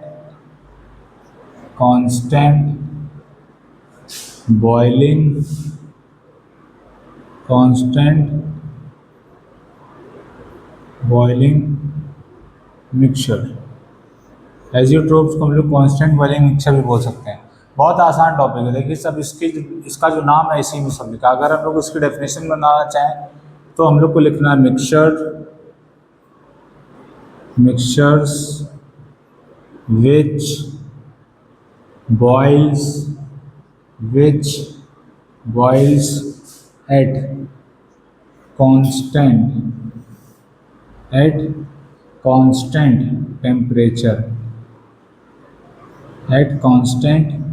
temperature is called azeotropes. आपको बस इतना याद रखना है कि एजियोट्रोप्स का दूसरा नाम क्या होता है? Constant boiling mixture. अब यहीं से आप इसकी डेफिनेशन में आ सकते हैं। वो मिक्सचर्स जो बॉयल हो कांस्टेंट टेम्परेचर पे उसको हम लोग एजियोट्रोप्स बोल सकते हैं। ये डेफिनेशन होगा, mixtures which boils at constant temperature is called azeotropes. इतनी आसान चीज़ें बताइए, आपने अभी तक पढ़ना नहीं चालू करा था। बस इतनी सी बात है। इसके दो टाइप्स होते हैं। दो टाइप्स यहाँ लिख देता हूँ। एक होता है minimum boiling azeotrope, minimum boiling azeotrope. एक होता है मैक्सिमम बॉइलिंग एजियोट्रोप, मैक्सिमम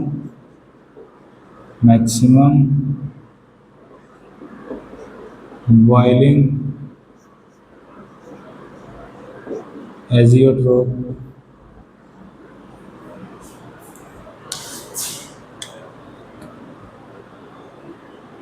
देखिए मिनिमम बॉइलिंग एजियोट्रोप्स क्या होते हैं? तो मिक्सचर्स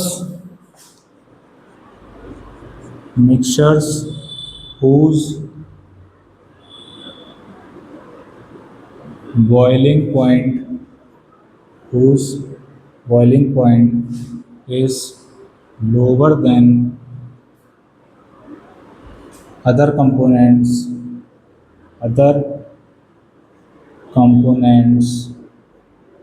in a solution। जिसका बॉइलिंग पॉइंट कम होगा उसको हम लोग मिनिमम बॉइलिंग एजियोट्रोप बोलेंगे, और जिसका बॉइलिंग पॉइंट ज़्यादा होगा तो सेम चीज़ में यहाँ भी लिख सकते हैं, mixtures whose boiling point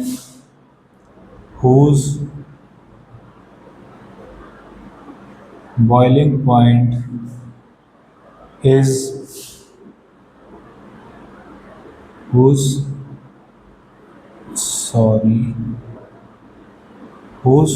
boiling point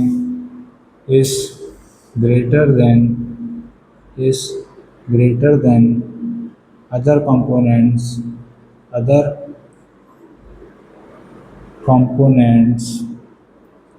in a solution। तो जिसका बॉइलिंग पॉइंट कम होगा उसको मिनिमम बॉइलिंग एजियोट्रोप बोलेंगे, जिसका बॉइलिंग पॉइंट ज़्यादा होगा उसको मैक्सिमम बॉइलिंग एजियोट्रोप बोलेंगे। फिर से समझते हैं, एजियोट्रोप का दूसरा नाम होता है कांस्टेंट बॉइलिंग मिक्सचर। तो वो मिक्सचर जो बॉइल हो कांस्टेंट टेम्परेचर पे उसको हम लोग एजियोट्रोप्स बोलते हैं। एजियोट्रोप्स दो टाइप्स के होते हैं। पहला होता है मिनिमम बॉइलिंग एजियोट्रोप, दूसरा होता है maximum boiling azeotrope. Minimum boiling azeotrope मतलब जिसका बॉइलिंग पॉइंट कम होगा वो मिनिमम बॉइलिंग हो जाएगा, और जिसका बॉइलिंग पॉइंट ज़्यादा होगा वो मैक्सिमम बॉइलिंग हो जाएगा। बस इतनी सी बात ही, आप इसको नोट कर सकते हैं।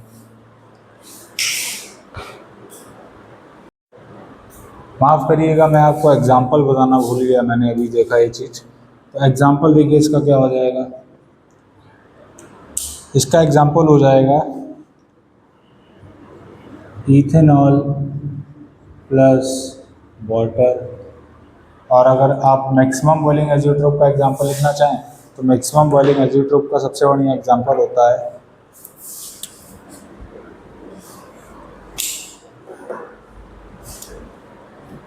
एग्जांपल आप लिखना चाहें तो इसका सबसे बढ़िया एग्जांपल होता है नाइट्रिक एसिड प्लस वाटर।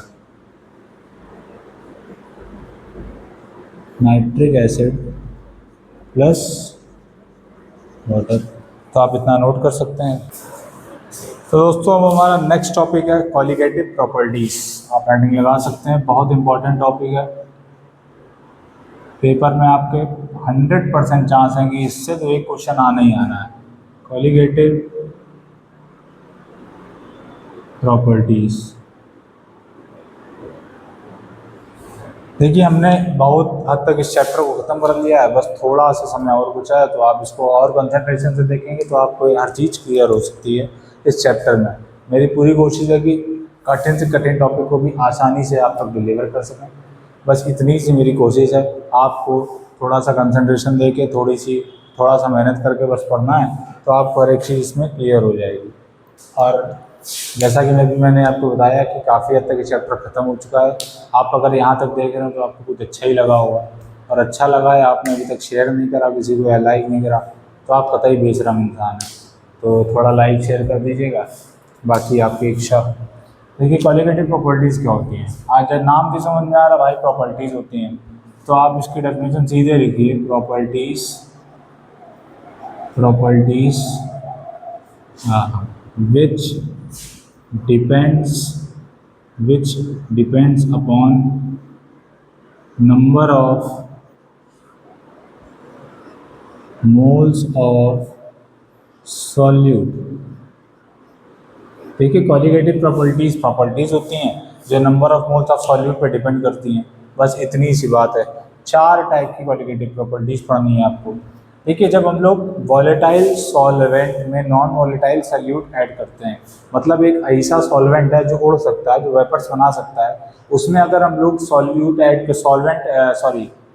एक ऐसा सॉल्वेंट है आपके पास जो वेपर्स बना सकता है, उसमें हम लोग ऐसा सॉल्यूट ऐड करते हैं जो वेपर्स नहीं बना सकता, मतलब नॉन वॉलेटाइल है। तो उसमें क्या होता है, जो वेपर प्रेशर होता है उस पर इफेक्ट पड़ता है, बॉइलिंग पॉइंट पे इफेक्ट पड़ता है, फ्रीजिंग पॉइंट पे इफेक्ट पड़ता है। बस उसी को हम लोग कॉलिगेटिव के अंदर पढ़ते हैं। सबसे पहली प्रॉपर्टी होती है RLVP, जिसको हम लोग प्यार से बराक ओबामा बुलाते हैं, जिसको हम लोग प्यार से रिलेटिव लोवरिंग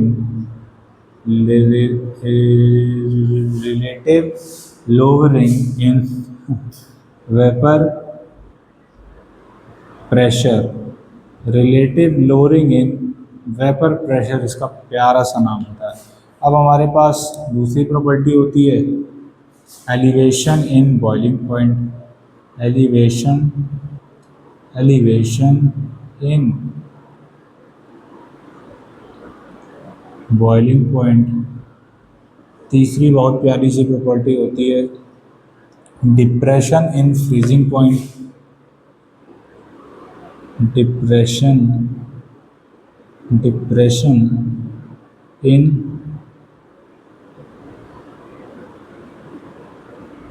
फ्रीजिंग पॉइंट। और चौथी प्रॉपर्टी बहुत ही खास आपके सामने पेश होती है ऑस्मोटिक प्रेशर। ऑस्मोटिक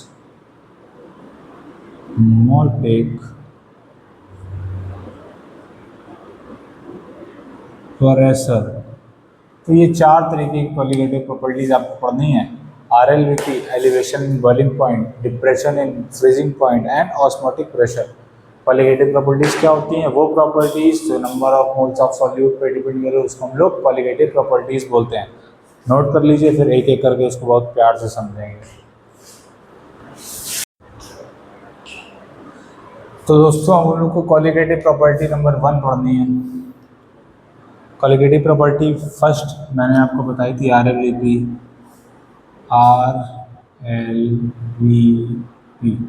जिसको हम लोग प्यार से बोलते हैं, इसको हम लोग प्यार से बोलते हैं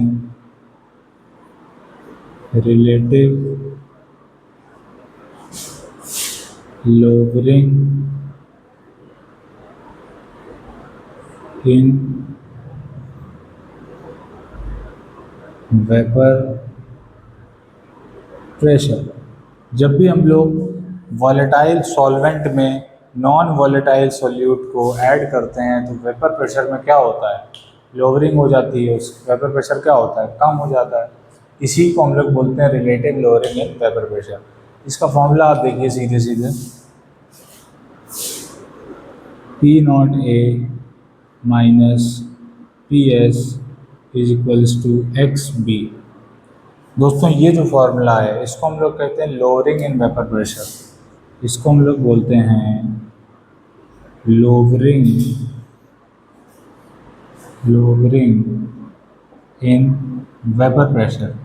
ये एक कॉलिगेटिव प्रॉपर्टी नहीं होती है, और ये कॉलिगेटिव प्रॉपर्टी नहीं होती है। तो कॉलिगेटिव प्रॉपर्टी क्या होती है, relative lowering in vapour pressure. जब लोअरिंग इन वेपर प्रेशर में हम लोग P naught A minus P S में हम लोग पी नॉट ए से डिवाइड करा देते हैं, पी नॉट ए से डिवाइड करा देते हैं और ये किसके बराबर होता है, एक्स पी के। इसको हम लोग बोलते हैं relative lowering in vapour pressure. इसको हम लोग बोलते हैं, क्या बोलते हैं, आर एल वी पी, माने relative lowering in vapour pressure. और ये दोस्तों, मित्रों, भाइयों, ये कॉलिगेटिव प्रॉपर्टी होती है। तो आपको यहाँ से समझ में आ जाना चाहिए कि पी नॉट ए क्या होता है, पी नॉट ए क्या होता है, vapour pressure of pure solvent. पता होना चाहिए आपको, कई बार टर्म यूज हो चुका है।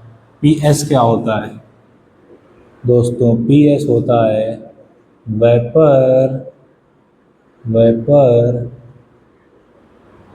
Pressure of solution.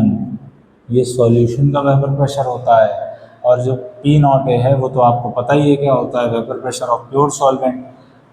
X B क्या होता है ये भी आपको पता है, एक्स बी होता है मोल फ्रैक्शन ऑफ, इसका बी मतलब सॉल्यूट। तो बस इसी को हम लोग RLVP कहते हैं, इसको लोअरिंग इन वेपर प्रेशर कहते हैं। सीधे सीधे फॉर्मूला बेस्ड क्वेश्चन आएंगे आपके बोर्ड में, आप डायरेक्ट वैल्यू पुट करके कर सकते हैं। बाकी आप चाहें जितना पढ़ लें, अगर आपने क्वेश्चन प्रैक्टिस नहीं करी है, क्वेश्चंस नहीं लगाए हैं, न्यूमेरिकल्स भर भर के नहीं लगाए हैं, तो आपके नंबर आएंगे ये आप सोच रहे हैं तो ही आप सबसे बड़े मूर्ख हैं, क्योंकि आपको न्यूमेरिकल भर भर के लगाने, क्योंकि ये फिजिकल केमिस्ट्री और फिजिकल केमिस्ट्री बिना न्यूमेरिकल के नहीं हो सकती। आज थोड़ी तबीयत ढीली है, बस इस वजह से ज़्यादा एनर्जी नहीं है। बाकी आप इसको नोट कर सकते हैं। अगली प्रॉपर्टी की तरफ हम लोग बढ़ते हैं। दोस्तों RLVP के बाद हम लोग की दूसरी कॉलिगेटिव प्रॉपर्टी आती है, जिसको हम लोग बोलते हैं elevation in boiling point. Elevation in boiling point को समझने से पहले मैं आपको एक चीज़ बता दूँ कि मान लीजिए ये एक कंटेनर है, थोड़ा टेढ़ा बन गया है, और ये दूसरा कंटेनर है, इसमें सॉल्यूशन है कोई, और जिसमें क्या प्रेजेंट है, नॉन वॉलेटाइल सॉल्यूट। इसमें नॉन वॉलेटाइल सॉल्यूट प्रेजेंट है, और ये एक प्योर सॉल्वेंट है। ये क्या है, प्योर सॉल्वेंट है दोस्त। अब देखिए यहाँ से आपको एक बात पता होनी चाहिए कि जो नॉन वॉलेटाइल सॉल्यूट जिसमें ऐड है उसका बॉइलिंग पॉइंट हमेशा ज़्यादा होगा प्योर सॉल्वेंट से, ठीक है। इसका बॉइलिंग पॉइंट मतलब PB is always greater than P not B।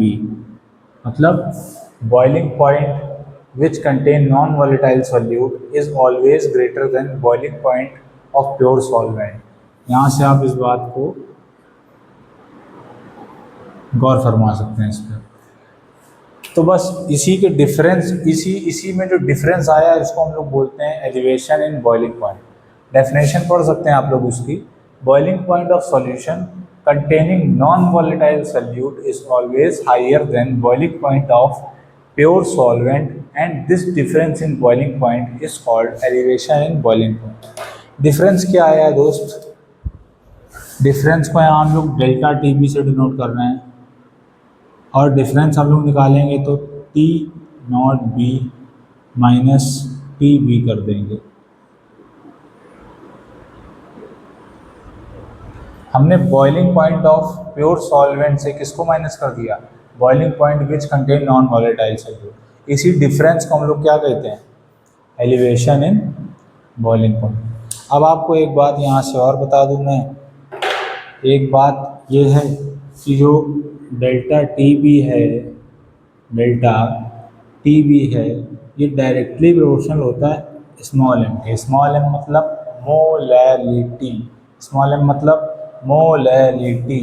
अब आपको पता है कि जब भी यहाँ से प्रोपोर्शनैलिटी का साइन हटता है तो एक कांस्टेंट ऐड होता है, वो कांस्टेंट यहाँ पे होता है के बी, के बी और मल्टीप्लाई में स्मॉल एम, तो ये भी कॉलिगेटिव प्रॉपर्टी हो जाती है। ठीक है, तो ये इसका फॉर्मूला हो गया। अब देखिए यहाँ पे के बी क्या होता है? के बी को हम लोग बोलते हैं मोलल एलिवेशन कांस्टेंट। क्या बोलते हैं? Molal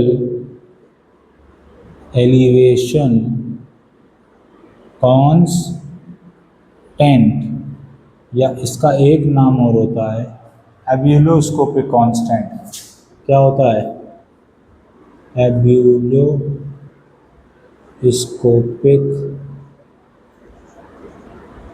constant.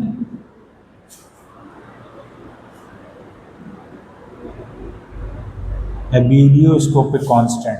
तो के बी आपको समझ में आ गया। फिर से मैं समझाता हूँ। जो बॉइलिंग पॉइंट होगा प्योर सॉल्वेंट का, वो हमेशा कम होगा boiling point which contain non volatile solute, और इसी डिफरेंस को हम लोग एलिवेशन इन बॉइलिंग पॉइंट बोलते हैं। अब यहाँ से आपको एक बात समझ में आनी चाहिए कि डेल्टा टी बी किसके प्रोपोर्शनल होता है? मोलैलिटी के। और जब प्रोपोर्शनैलिटी का साइन हटता है तो यहाँ कांस्टेंट ऐड होता है, और वो कांस्टेंट क्या होता है यहाँ पे? के बी। के बी को हम लोग बोलते हैं मोलल एलिवेशन कांस्टेंट या एब्यूलोस्कोपिक कांस्टेंट। और जो के बी होता है दोस्त, K B depends upon nature of solute, nature of solute. बस इतना सा है एलिवेशन इन बॉइलिंग पॉइंट। इसमें भी डायरेक्टली फॉर्मूले बेस्ड क्वेश्चन आते हैं, तो आप इसको आराम से कर सकते हैं। इसको नोट कर लीजिए, फिर बढ़ते हैं दूसरी कॉलिगेटिव प्रॉपर्टी पे, सॉरी तीसरी कॉलिगेटिव प्रॉपर्टी पे। तो दोस्तों हमारी तीसरी कॉलिगेटिव प्रॉपर्टी है डिप्रेशन इन फ्रीजिंग पॉइंट। अभी हमने सब इसके पहले पढ़ा है एलिवेशन इन बॉइलिंग पॉइंट, इसके बस जस्ट उल्टा समझिए इसको। एलिवेशन इन बॉइलिंग पॉइंट में क्या था? जो नॉन वॉलेटाइल सॉल्यूट था उसका बॉइलिंग पॉइंट क्या था? ज़्यादा था प्योर सॉल्वेंट से। यहाँ पे क्या होगा? जो फ्रीजिंग पॉइंट होगा, नॉन वॉलेटाइल सॉल्यूट जिसमें ऐड होगा, उसका बॉइलिंग पॉइंट, फ्रीजिंग पॉइंट क्या होगा? कम होगा प्योर सॉल्वेंट से। तो ये रिलेशन हो जाएगा इसमें, इसका फ्रीजिंग पॉइंट कम होगा, इसका फ्रीजिंग पॉइंट ज़्यादा होगा। इसी डिफरेंस को हम लोग क्या बोलते हैं? Depression in freezing point. Freezing point of a solution containing non-volatile solute is always lower than the freezing point of pure solvent, and this difference in freezing point is called depression in freezing point। बात समझ सकते हैं। अब हमें difference निकालना है, तो difference निकालने के लिए कुछ नहीं, डेल्टा टी एफ, तो हम लोग इसमें से इसको माइनस कर देंगे, तो ये हो जाएगा T F minus T not F. इसी को हम लोग क्या बोलेंगे? Depression in freezing point. अब यहाँ पे जो टी एफ है और जो टी नॉट एफ है, इसको तो आपको पता ही है क्या बोलते हैं। टी एफ को हम लोग बोलेंगे freezing point of solution, freezing freezing point of solution. Solution क्यों?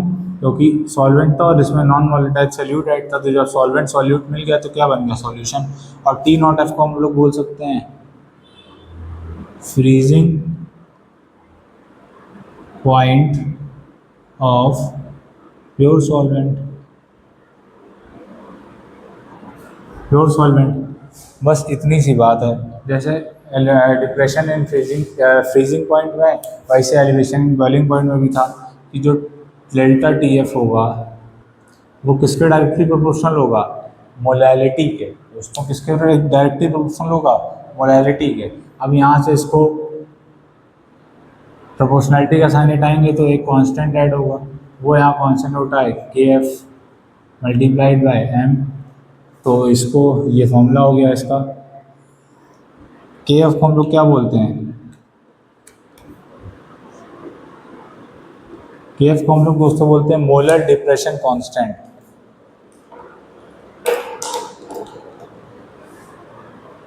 के एफ को हम लोग बोलेंगे मोलर डिप्रेशन कांस्टेंट, या तो इसका एक नाम और होता है क्रायोस्कोपिक कांस्टेंट। क्रायोस्कोपिक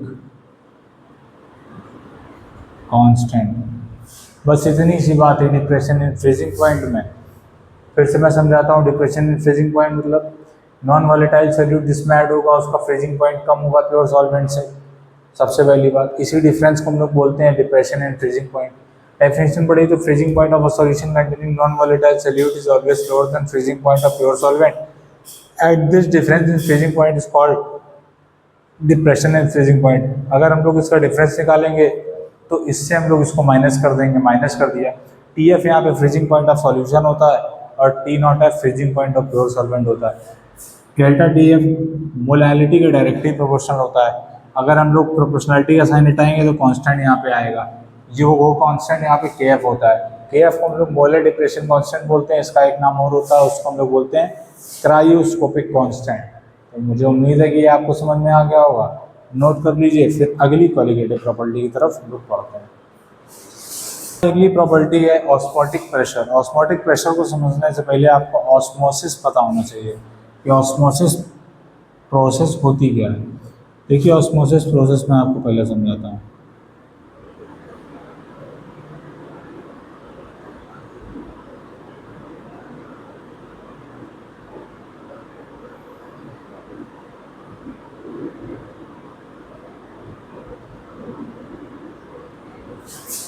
ये मान लीजिए दो कंटेनर है, यहाँ पे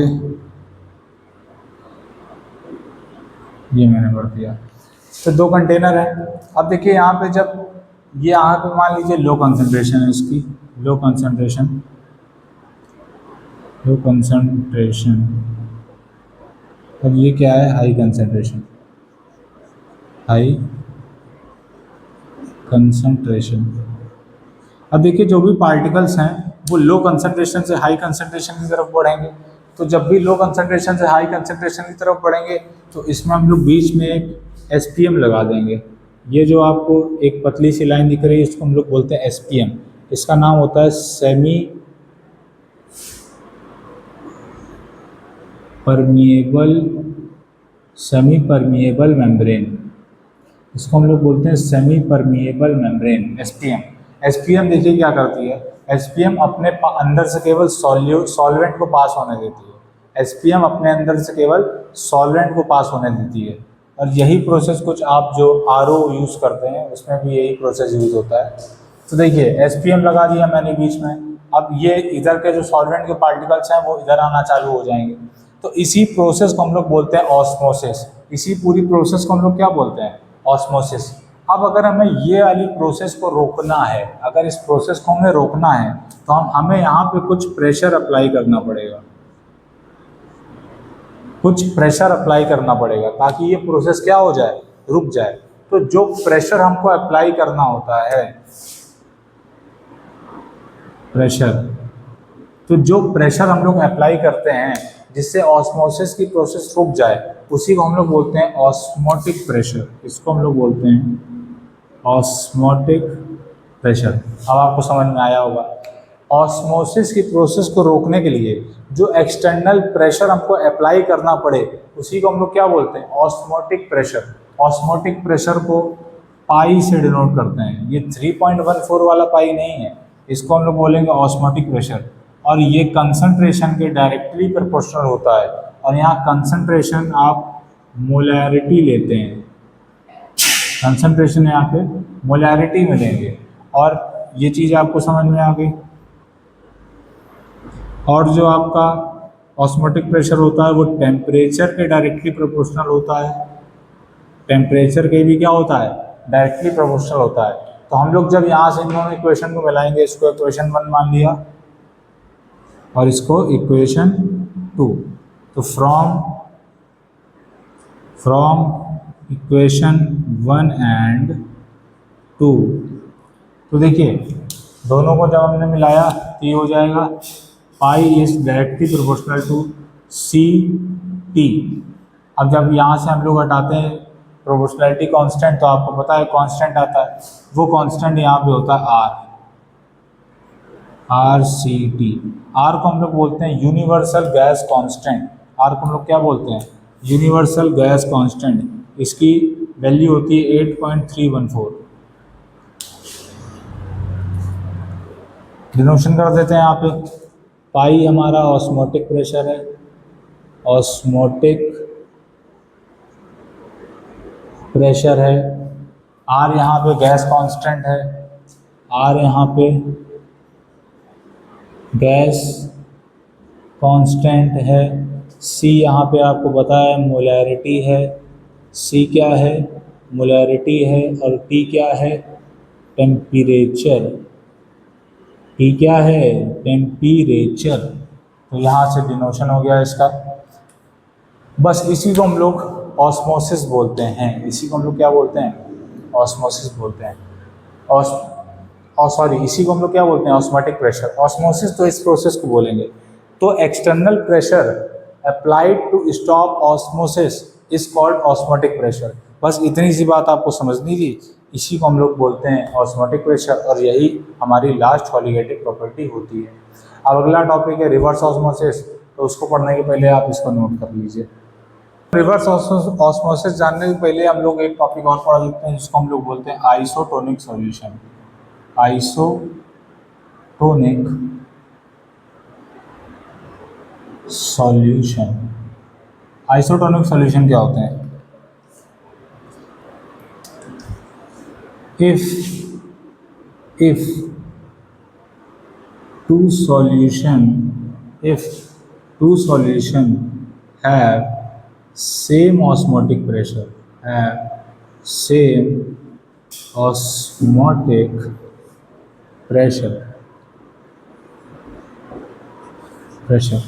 मान लीजिए एक सॉल्यूशन ए था, एक सॉल्यूशन बी था। तो अगर osmotic pressure of A is equals to osmotic pressure of B हो गया, तो इसको हम लोग क्या बोल सकते हैं, आइसोटोनिक सॉल्यूशन। बस इतनी सी बात है। अब देखिए यहाँ पे मान लीजिए एक सिचुएशन ऐसी आ गई कि जो ऑस्मोटिक प्रेशर ऑफ ए था वो ऑस्मोटिक प्रेशर ऑफ बी से ज़्यादा हो गया। तो जब भी ऐसी सिचुएशन आएगी तो जिस भी सॉल्यूशन का ऑस्मोटिक प्रेशर ज़्यादा होगा, जिस भी सॉल्यूशन का ऑस्मोटिक प्रेशर ज़्यादा होगा, उसको हम लोग बोलेंगे hypertonic solution. Hypertonic solution, hyper मतलब ज़्यादा ही होता है, और जिसका ऑस्मोटिक प्रेशर कम होगा उसको हम लोग बोलेंगे हाइपोटोनिक सॉल्यूशन। Hypotonic solution. बस इतनी सी बात थी, इसको हम नोट कर लीजिए, फिर मैं आगे बढ़ता हूँ। अगला टॉपिक है रिवर्स ऑस्मोसिस। रिवर्स ऑस्मोसिस जाने के पहले भी मैंने आपको बताया ऑस्मोसिस क्या होती है। अगर मैंने 2 कंटेनर लिए और उसको एसपीएम की मदद से, यानी सेमी परमिएबल मेम्ब्रेन की मदद से जोड़ दिया, तो यहाँ के जो पार्टिकल्स हैं वो लो कंसंट्रेशन से हायर कंसंट्रेशन की तरफ मूव करेंगे। और आपको ये बात भी अभी मैंने आपको बताई कि एसपीएम अपने पास केवल सॉल्वेंट के पार्टिकल्स को मूव होने देता है। तो यहाँ से जब लोअर कंसंट्रेशन से हायर कंसंट्रेशन की तरफ पार्टिकल जा रहे थे, इसी प्रोसेस को हम लोग बोल रहे थे ऑस्मोसिस। और यहाँ पे अगर हम लोग कुछ प्रेशर अप्लाई कर रहे थे जिससे ये ऑस्मोसिस बंद हो जाए, जिससे ऑस्मोसिस का प्रोसेस क्या हो जाए, स्टॉप हो जाए। इसी प्रेशर को हम लोग क्या बोल रहे थे, ऑस्मोटिक प्रेशर। अब देखिए दोस्त, यहाँ पे अगर हम लोग ऑस्मोटिक प्रेशर से ज़्यादा प्रेशर लगा दें, मान लीजिए पाई से हमने कुछ ज़्यादा प्रेशर लगा दिया, ऑस्मोटिक प्रेशर से ज़्यादा प्रेशर लगा दिया, तो यहाँ के जो पार्टिकल्स हैं वो वापस इधर की तरफ मूव करने लगेंगे। यहाँ के जो सॉल्वेंट के पार्टिकल्स हैं वो केवल इधर मूव कर पाएंगे, सॉल्वेंट के ही पार्टिकल्स इधर क्यों मूव कर पाएंगे, क्योंकि बीच में एसपीएम लगा है और एसपीएम अपने पास से केवल सॉल्वेंट के पार्टिकल्स को ही मूव होने देता है। और इसी प्रोसेस को हम लोग क्या कहते हैं, रिवर्स ऑस्मोसिस। मतलब अगर हम लोग एक्स्ट्रा प्रेशर लगाएं ऑस्मोटिक प्रेशर से ज़्यादा, जो कि हायर कंसंट्रेशन से लोअर कंसंट्रेशन की तरफ सॉल्वेंट के पार्टिकल्स को ले जाए थ्रू एसपीएम, इसी को हम लोग क्या कहते हैं, रिवर्स ऑस्मोसिस। और आपके घर में जो आरओ इस्तेमाल होता है वो भी इसी के मेथड पे होता है, और आरओ का फुल फॉर्म ही होता है रिवर्स ऑस्मोसिस। तो आप इसकी डेफिनेशन पढ़िए, when a pressure more than osmotic pressure is applied to the solution, the solvent में pass from solution through semi permeable membrane. और इसका एक एग्जांपल आप और लिख सकते हैं, desalination of sea water. Sea water को भी प्योरीफाई रिवर्स ऑस्मोसिस के थ्रू ही करा जाता है। तो अब आप इसको नोट कर सकते हैं, फिर हम लोग किसी नया टॉपिक की तरफ बढ़ते हैं। देखिए दोस्तों, कुछ केसेस में क्या होता है, जब हम लोग क्वालिटेटिव प्रॉपर्टीज़ निकालते हैं उसके मास या उसके जो वैल्यू होती है उसमें डिफरेंस आ जाता है। क्यों आ जाता है, देखिए एग्जांपल समझिए इसका एक। जैसे मैंने वाटर में NaCl मिक्स करा, NaCl डाला, तो NaCl जाके Na पॉजिटिव और Cl नेगेटिव में ब्रेक हो जाएगा। मैंने डाला एक पार्टिकल था, मगर वो जाके अंदर क्या हो गया, डिसोसिएट हो गया। तो यहाँ पे क्या आएगा, क्वालिटेटिव प्रॉपर्टी में चेंज आ जाएगा। और इसीलिए हम लोग पढ़ते हैं एबनॉर्मल मॉलिक्यूलर मास। एबनॉर्मल मतलब जो नॉर्मल ना हो, तो उसकी डेफिनेशन पढ़िए, in some cases observed qualitative properties deviates from their normal calculated value. मतलब कभी कुछ केसेस में क्या होता है, जो नॉर्मल कैलकुलेट वैल्यू करते हैं हम लोग क्वालिटेटिव प्रॉपर्टीज की, वो डेविएट कर जाती है, मतलब चेंज हो जाती है ड्यू टू एसोसिएशन।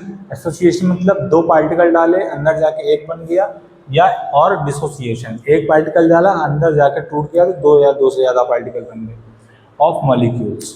तो यहाँ से हम लोग एक बात बोल सकते हैं, higher value observe qualitative properties की वैल्यू हाई हो जाती कब, जब एसोसिएशन होता है। जब भी एसोसिएशन होगा तो क्वालिटेटिव प्रॉपर्टी क्या हो जाएगी, हाई हो जाएगी। और lower value observe in case of dissociation, जब डिसोसिएशन होता है तो वैल्यू क्या नोटिस करी गई, वैल्यू क्या हो रही है, लोअर हो रही है। तो इसी को हम लोग कहते हैं एबनॉर्मल मॉलिक्यूलर मास। और एबनॉर्मल मॉलिक्यूलर मास निकालने के लिए हम लोग पढ़ते हैं वेंट हॉफ फैक्टर। तो आप इसको नोट कर लीजिए, फिर उसके बाद हम लोग पढ़ते हैं वेंट हॉफ फैक्टर। तो हम लोग को वेंट हॉफ फैक्टर पढ़ना है। देखिए वेंट हॉफ फैक्टर क्या होता है, ratio of observed value of qualitative property to the calculated value of qualitative property. ये एक रेशियो होता है, किसका रेशियो होता है, observe value of qualitative property and calculated value of qualitative property. इसको हम लोग स्मॉल आई से डिनोट करते हैं। इसके बहुत सारे फॉर्मूले होते हैं, जिनमें से आपको तीन फॉर्मूले मेनली याद रखने हैं। सबसे पहला होता है I equals to observe qualitative property upon calculated qualitative property, definition के हिसाब से। दूसरा फॉर्मूला इसका होता है normal molecular mass upon observe molecular mass, ठीक है। और सबसे इंपॉर्टेंट, आप इसमें स्टार का मार्क लगा लीजिए, क्योंकि सबसे इंपॉर्टेंट फॉर्मूला यही होता है, जिसको आपको मैक्सिमम टाइम यूज करना होता है।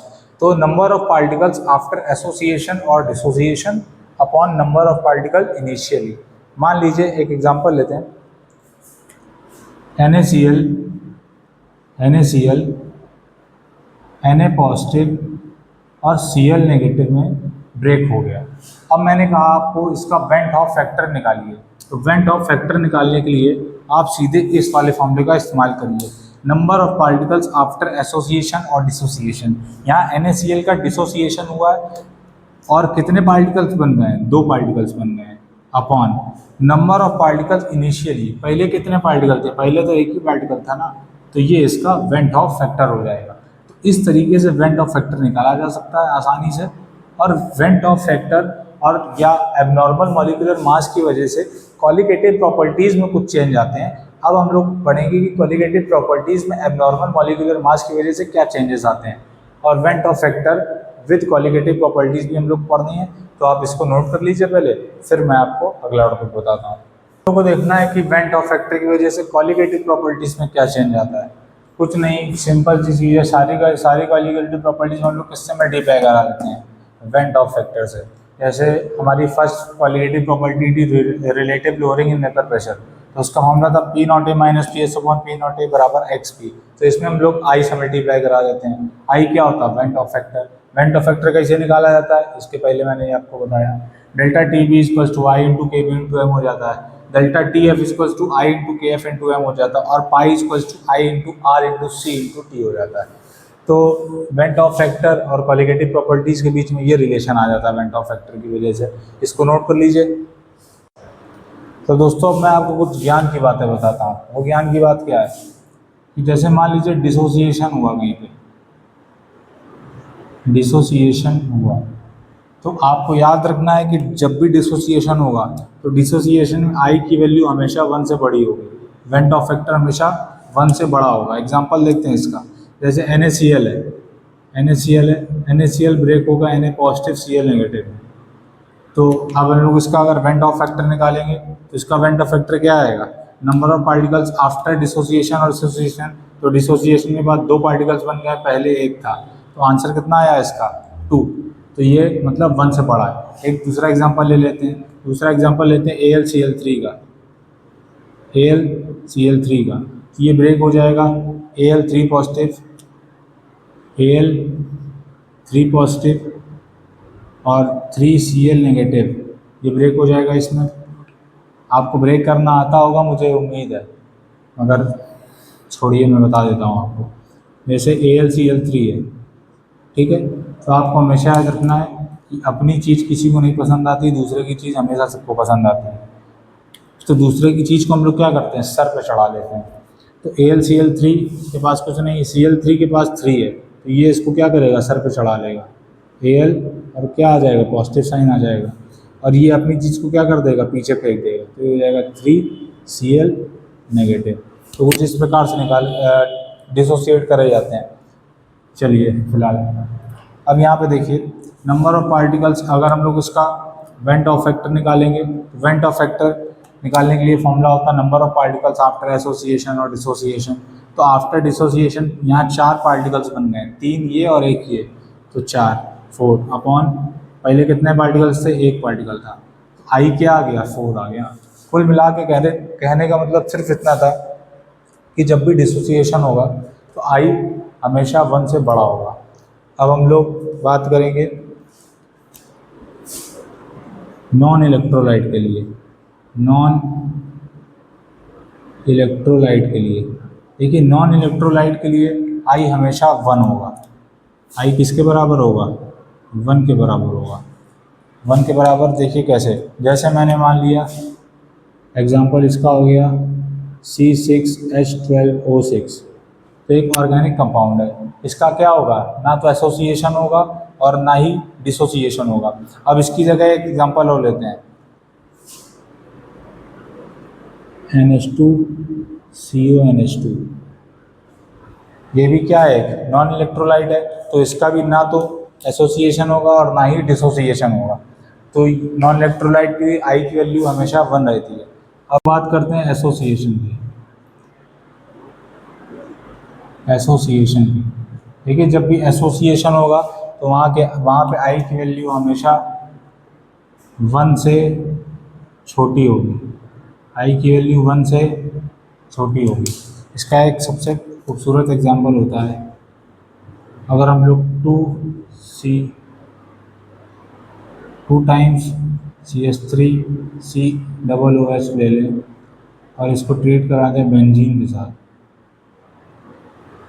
साथ, तो ये कुछ इस तरीके का स्ट्रक्चर फॉर्म कर लेता है, CH3 single bond COOH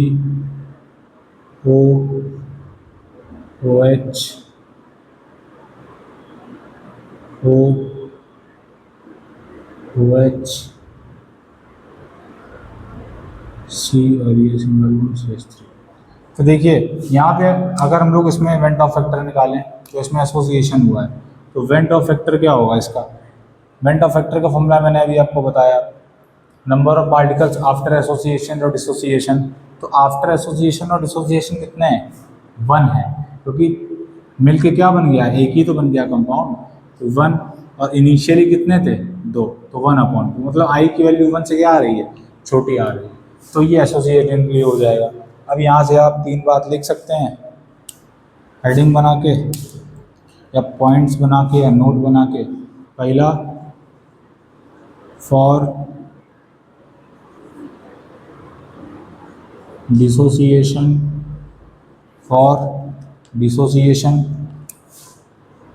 I is greater than 1। दूसरा पॉइंट, फॉर नॉन इलेक्ट्रोलाइट के लिए I is equals to 1 and for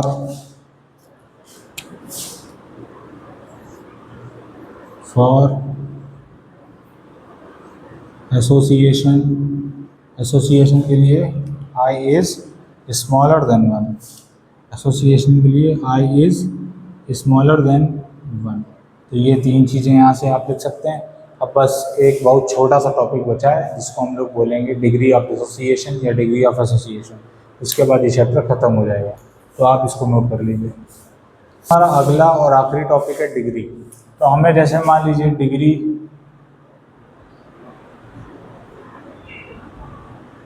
degree of dissociation निकालना है, डिग्री ऑफ डिसोसिएशन निकालना है।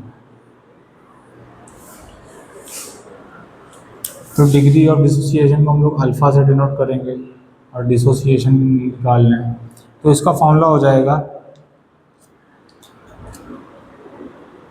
I - 1 upon n-1। ये डिग्री ऑफ डिसोसिएशन का फॉर्मूला हो जाएगा। यहाँ पे I क्या होता है, वेंट ऑफ फैक्टर, और n क्या होता है, number of particles which dissociates. ठीक है, तो ये हो जाएगा आपका डिग्री ऑफ डिसोसिएशन का formula I - n upon n-1। इसी के जस्ट इसका भाई, इसकी बहन आप कुछ भी बोल सकते हैं, होती है डिग्री ऑफ एसोसिएशन।